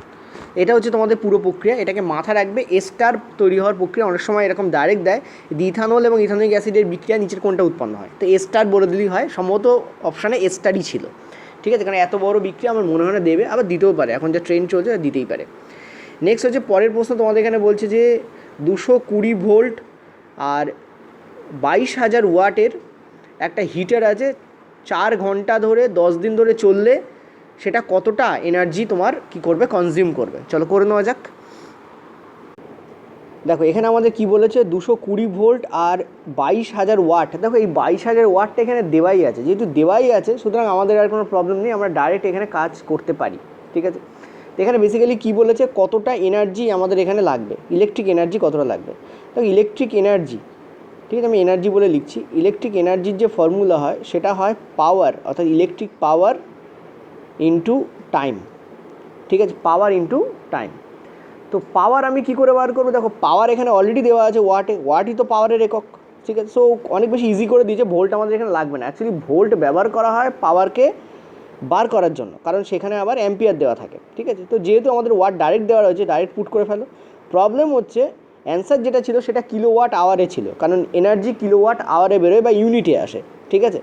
তো পাওয়ার তুমি দেখতে পাচ্ছ এখানে 22,000 ওই কারণে দেওয়া আছে, কারণ 22,000 মানেই হচ্ছে 22 কিলোওয়াট। যেমন 22,000 গ্রাম মানে, ভালো করে বুঝো, 22,000 গ্রাম মানে 22 কেজি, তেমনই 22,000 ওয়াট মানে 22 kilowatt basically. So KW direct লিখতে পারি ইন্টু টি কত বলেছে এখানে, দেখো একদিনে 4 ঘন্টা চলে, এইভাবে 10 দিন চলে যেমন 40 ঘন্টা। তো এই হচ্ছে আমাদের অ্যান্সার হবে এখানে। তো কারেক্ট অ্যান্সার আমাদের এখানে কী হবে, 0, 4 দুগুণে 8, 4 দুগুণে 8, এত কিলোওয়াট আওয়ার। অনেক সময় এটা কিলোওয়াট আওয়ারে না দিয়ে এটাকে 880 ইউনিট বলেও লেখা থাকে, ঠিক আছে। তো ইউনিট আর কিলোওয়াট আর same, 1 kilowatt hour equal to 1 unit, ঠিক আছে। 1 kilowatt hour equal to 1 unit, তার মানে 880 কিলোওয়াট আওয়ার মানে 880 ইউনিট, ঠিক আছে। ওকে, চলো পরের প্রশ্ন। আচ্ছা, পরের প্রশ্ন মানে পরের স্লাইড বেসিক্যালি আমার তরফ থেকে তোমাদের বলছে যে উত্তল দর্পণ এর যদি ইউ বলতে কি বোঝায়, ইউ বলতে বোঝায় হচ্ছে তোমাদের বস্তু দূরত্ব, ঠিক আছে। অর্থাৎ বস্তুকে দর্পণ থেকে কতটা দূরে রাখা হয়েছে, আশা করি জানো।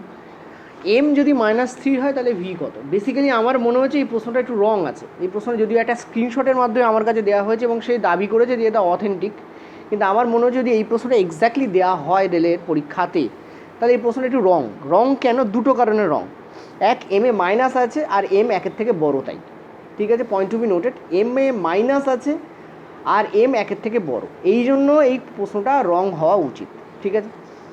কেন রং আবারও বলছি, ভালো করে বোঝো। 1, এম এ মাইনাস আছে, 2, এম একের থেকে বড়। কেন? কারণ আমরা জানি যে উত্তল দর্পণ সবসময় ছোট প্রতিবিম্ব তৈরি করে।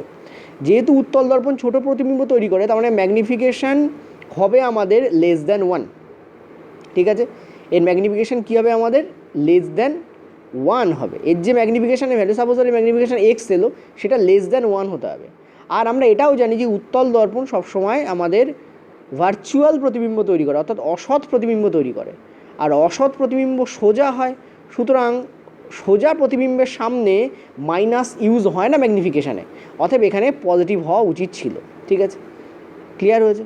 তো আমি এটাকে একটা কাজ করছি, যদি ভ্যালুটা যদি কারেক্ট করতে হয়, এর ভ্যালু যদি কারেক্ট করতে হয় তো আমি একটা কাজ করে দিচ্ছি, ঠিক আছে। জানি না এই প্রশ্নে এক্স্যাক্টলি এসেছিলো কিনা, হতে পারে উত্তল লেন্স হতে পারে। তো যাই হোক, আমি এখানে তোমাদের 0.5 করে দিচ্ছি, ঠিক আছে। 0.5 যদি 0.5 হয় তাহলে ওকে, আমাদের যে শর্ত রয়েছে সেই শর্ত অনুযায়ী কারেক্ট হয়ে যাচ্ছে। আর এই শর্ত অনুযায়ী যদি আমরা করি তাহলে আমাদের ম্যাগনিফিকেশান সমান আমরা কী জানি, দর্পণের ম্যাগনিফিকেশান বলেছে না, দর্পণের ম্যাগনিফিকেশান সমান কী জানি, -v/u হয়, ঠিক আছে। তো এটা হচ্ছে আমাদের 0.5, -v আমাদের বার করতে হবে, যেটা এখানে বলেছে। আর আমরা জানি ইউ আমাদের নেগেটিভে হয়, কারণ বস্তু দূরত্ব অলওয়েজ নেগেটিভে হয়। তো -1.5 বলে দেওয়া না থাকলেও এটা তাই লিখতে হয়। দেখো এই মাইনাস উড়ে বেরিয়ে যাচ্ছে, এটা যদি তোমাদের গুণ হয় তাহলে এটা আমাদের কত করে দিচ্ছে, 0.75, ঠিক আছে। এত সেমি হচ্ছে তোমাদের অ্যান্সার। যেহেতু আমি এখানে পয়েন্ট দিয়েছি, ঠিক আছে, দুটোর পরে পয়েন্ট বসবে, তো 0.75 আমাদের কারেক্ট অ্যান্সার। আর এটা কারেক্টও, কারণ দেখো বস্তু দূরত্ব মাইনাসে থাকলেও উত্তল দর্পণের ক্ষেত্রে প্রতিবিম্ব দূরত্ব আমাদের নেগেটিভে থাকে, ঠিক আছে। এখন কেন প্রতিবিম্ব দূরত্ব আমাদের পজিটিভে থাকে, দেখো এখানে পজিটিভ এসছে। কেন পজিটিভে থাকে, কারণ দেখো এই হচ্ছে আমাদের যদি উত্তল দর্পণ বলি, প্রতিবিম্ব কিন্তু তৈরি হয় অলওয়েজ এর রাইট সাইডে। তো কোনো জিনিস যেটা দর্পণের রাইট সাইডে তৈরি হবে সেটা অলওয়েজ পজিটিভ হয়, আর কোনো জিনিস যেটা দর্পণের লেফট সাইডে তৈরি হয় সেটা অলওয়েজ নেগেটিভ হয়, ঠিক আছে।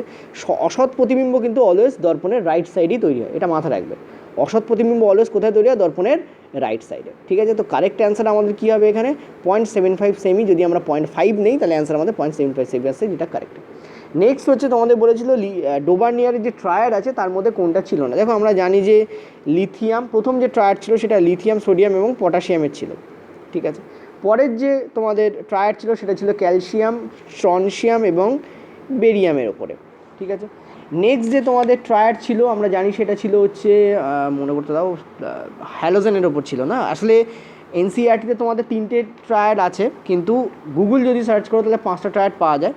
তো ক্লোরিন ছিল, তোমাদের ব্রোমিন ছিল আর আয়োডিন ছিল, এইটাই ছিল। 1 মিনিট, হ্যাঁ ঠিক আছে। তো এই 6টার মধ্যে কোনো একটা ট্রায়াড হয়তো এখানে গোলানো ছিল, তোমাদের বলতে বলা হয়েছিল কোনটা নয়। তো এরকম অপশানে থাকতে পারে, অথবা এটাকে স্টেটমেন্ট হিসেবেও দেওয়া যেতে পারে। ট্রায়াড কাকে বলা হয় তোমরা জানো, যে এইটার যা পারমাণবিক ভর আর এইটার যে পারমাণবিক ভর, তাদের যদি আমরা অ্যাটমিক মাস, এটার যে অ্যাটমিক মাস তাদের গড় হচ্ছে এইটার হয়। সিমিলার সব কটাতে তাই, এটার যে অ্যাটমিক মাস তার গড় হচ্ছে এইটা হয়, ঠিক আছে। এইটার যে অ্যাটমিক মাস আর এইটার যে অ্যাটমিক মাস, সেই অ্যাটমিক মাসের গড় হচ্ছে এটার অ্যাটমিক মাসের গড় হবে, ঠিক আছে। ব্রোমিনের অ্যাটমিক মাসের গড় হবে, ওকে। তো এই হচ্ছে তোমাদের ওভারঅল, এই তোমাদের ছিল, আশা করি আমি তোমাদের বোঝাতে পারলাম। এই যে স্লাইড আছে তাতে এটাই ছিল। চলো নেক্সট পরের স্লাইড। পরের যে স্লাইড আছে এটা আমাদের লাস্ট স্লাইড আজকে। বলেছে অবতল দর্পণ দেওয়া ছিল, এফ তোমাদের 60 সেমি, ভি তোমাদের 20 সেমি, ইউ কত বার করতে বলেছে। দেখো ভি এখানে পজিটিভ আছে, তার মানে এটা কিন্তু একটা অসৎ প্রতিবিম্ব। এটা গেল প্রথম কথা, কারণ অবতল দর্পণ দুটি প্রতিবিম্ব তৈরি করতে পারে। ভি যদি পজিটিভে আছে, এটা কিন্তু একটা অসৎ প্রতিবিম্ব, ঠিক আছে, যদি এই ডাটা দেওয়া থাকে তো। আর এফ মানে 100% শিওর নই, তবে 99% শিওর যে এই ডাটাই ছিল, ঠিক আছে, কারণ অনেক জায়গাতে রিভিউ এবং আমি ক্রস ভেরিফিকেশনও করেছি। এফ তোমাদের 60 সেমি, দেখো আমরা জানি যে অবতল দর্পণের ক্ষেত্রে এফ কিন্তু নেগেটিভ হয়, তো এটাকে আমরা নেগেটিভ 60 সেমি ধরে নেবো। তো ইউ এর মান কত বার করতে বলে, তো ফর্মুলা কী হয়, 1/v + 1/u = 1/f, আমরা জানি এই ফর্মুলা হয়, ঠিক আছে। তো 1/v কত আমাদের 1/20, 1/u কত আমাদের 60, আর সরি এখানে ইউ তো আমাদের ইউ তো আমাদের বার করতে হবে 1/u, ঠিক আছে। আজ আমরা এটাও জানি ইউ আমাদের নেগেটিভে হয়, ঠিক আছে, ইউ এর মান কিন্তু নেগেটিভে হয়। ইউ এর মান নেগেটিভে কেন হয়, কারণ ইউ হচ্ছে বস্তু দূরত্ব, সো নেগেটিভে তো হবেই, ঠিক আছে। আর 1/f, এফও আমাদের কী হবে, নেগেটিভে হবে। তো এখানে আমি ডাইরেক্ট -1/60 লিখে দিচ্ছি, ঠিক আছে। তো এইটা যদি এদিকে যায়, এই 1/20 যদি এদিকে যায়, তাহলে কী হবে, এটা নেগেটিভ হয়ে এদিকে যাবে, ঠিক আছে। তো এখানে দেখতে পাচ্ছ 60 এলসিএম থাকছে, তাহলে এটা আমাদের হবে 1 -1, এটাও মাইনাস হবে 20, মানে এখানে থাকবে আমাদের 3। তো ক্লিয়ারলি দেখতে পাচ্ছি এখানে হবে আমাদের 4 -4 তোমাদের 60, ঠিক আছে। এই নেগেটিভকে গন্ডগোল করে দেবে, মানে ক্যান্সেল করে দেবে। তো ইউ এর ভ্যালু যেটা আমাদের দাঁড়াবে, সেটা আমাদের দাঁড়াবে 15 সেমি, ঠিক আছে, ওকে 15 সেমি। ইউ এর ভ্যালু আমরা নেগেটিভে নেই। এই ইউটা পজিটিভে কেন আসছে তোমাদের বুঝতে হবে, ইউটা পজিটিভে কেন আসছে, কারণ দেখো এখানে কোনো একটা জিনিস ক্যান্সেল তো করতেই হবে। ভিকে যদি আমরা এদিকে গিয়ে নেগেটিভেই রাখি, তাহলে ভি তো আমাদের নেগেটিভ হয়ে যাবে, সেই জন্য এটা ক্যান্সেল আউট হয়ে এটা পজিটিভে চলে আসে। দেখো ইউ এর ভ্যালু 15 সেন্টিমিটারই হবে, এবং 15 সেন্টিমিটার যেহেতু বাম দিকে রাখা হয়, বস্তুকে যেহেতু দর্পণের এখানে বাম দিকে রাখা হয়, সেটা এটাকে যখন আমরা ক্যালকুলেট করি তখন এটা 15 সেমি নেই আমরা, ঠিক আছে। যেমন এখানে দেখো ফোকাস আমাদের নেগেটিভে, অথচ ফোকাসকে আমরা কিন্তু এখানে পজিটিভই লিখে রেখেছি, লেখা থাকে পজিটিভে, কিন্তু যখন অঙ্ক করতে হয় তখন এটা নেগেটিভে নিয়ে নিতে হয়, ঠিক আছে, ক্লিয়ার হলো। আচ্ছা নেক্সট এখানে দেখো বলেছে নিচের কোনটির তরঙ্গ দৈর্ঘ্য সব থেকে বেশি, ঠিক আছে। আমি একটা কাজ করছি, এখানে তোমাদের একটা ছবি লাগাচ্ছি, তাহলে বেটার বুঝতে পারবে। চলো, এই হচ্ছে তোমাদের ছবি, দেখতে পাচ্ছ। তো হোয়াইট লাইটকে যদি তুমি একটি গ্লাস প্রিজমে রাখো, তাহলে এটা ভেঙে যায়, এবং এখানে অপশান ছিল কোনটা তরঙ্গদৈর্ঘ্য বেশি। দেখো রেডের তরঙ্গদৈর্ঘ্য সব থেকে বেশি হয়, দেখতেই পাচ্ছ এখানে পরিষ্কারভাবে রেড সব থেকে বেশি তরঙ্গদৈর্ঘ্য কার হয়, রেড ম্যাক্সিমাম, ঠিক আছে, ম্যাক্সিমাম, ওকে। আর যেটা তোমাদের ভায়োলেট আছে, তার তরঙ্গদৈর্ঘ্য হয় মিনিমাম, তার তরঙ্গদৈর্ঘ্য কী হয়, মিনিমাম হয়। আর এই মনে রাখবে রেডের কিন্তু স্পিডও ম্যাক্সিমাম হয়, ঠিক আছে, আর এখানে স্পিডও তোমাদের মিনিমামই হয়, ওকে। এই দুটো জিনিস খেয়াল রাখবে। এছাড়া মনে রাখবে রেড সব থেকে কম বাঁকে, কম বাঁকে রেড, আর ভায়োলেট সব থেকে বেশি বাঁকে, ওকে।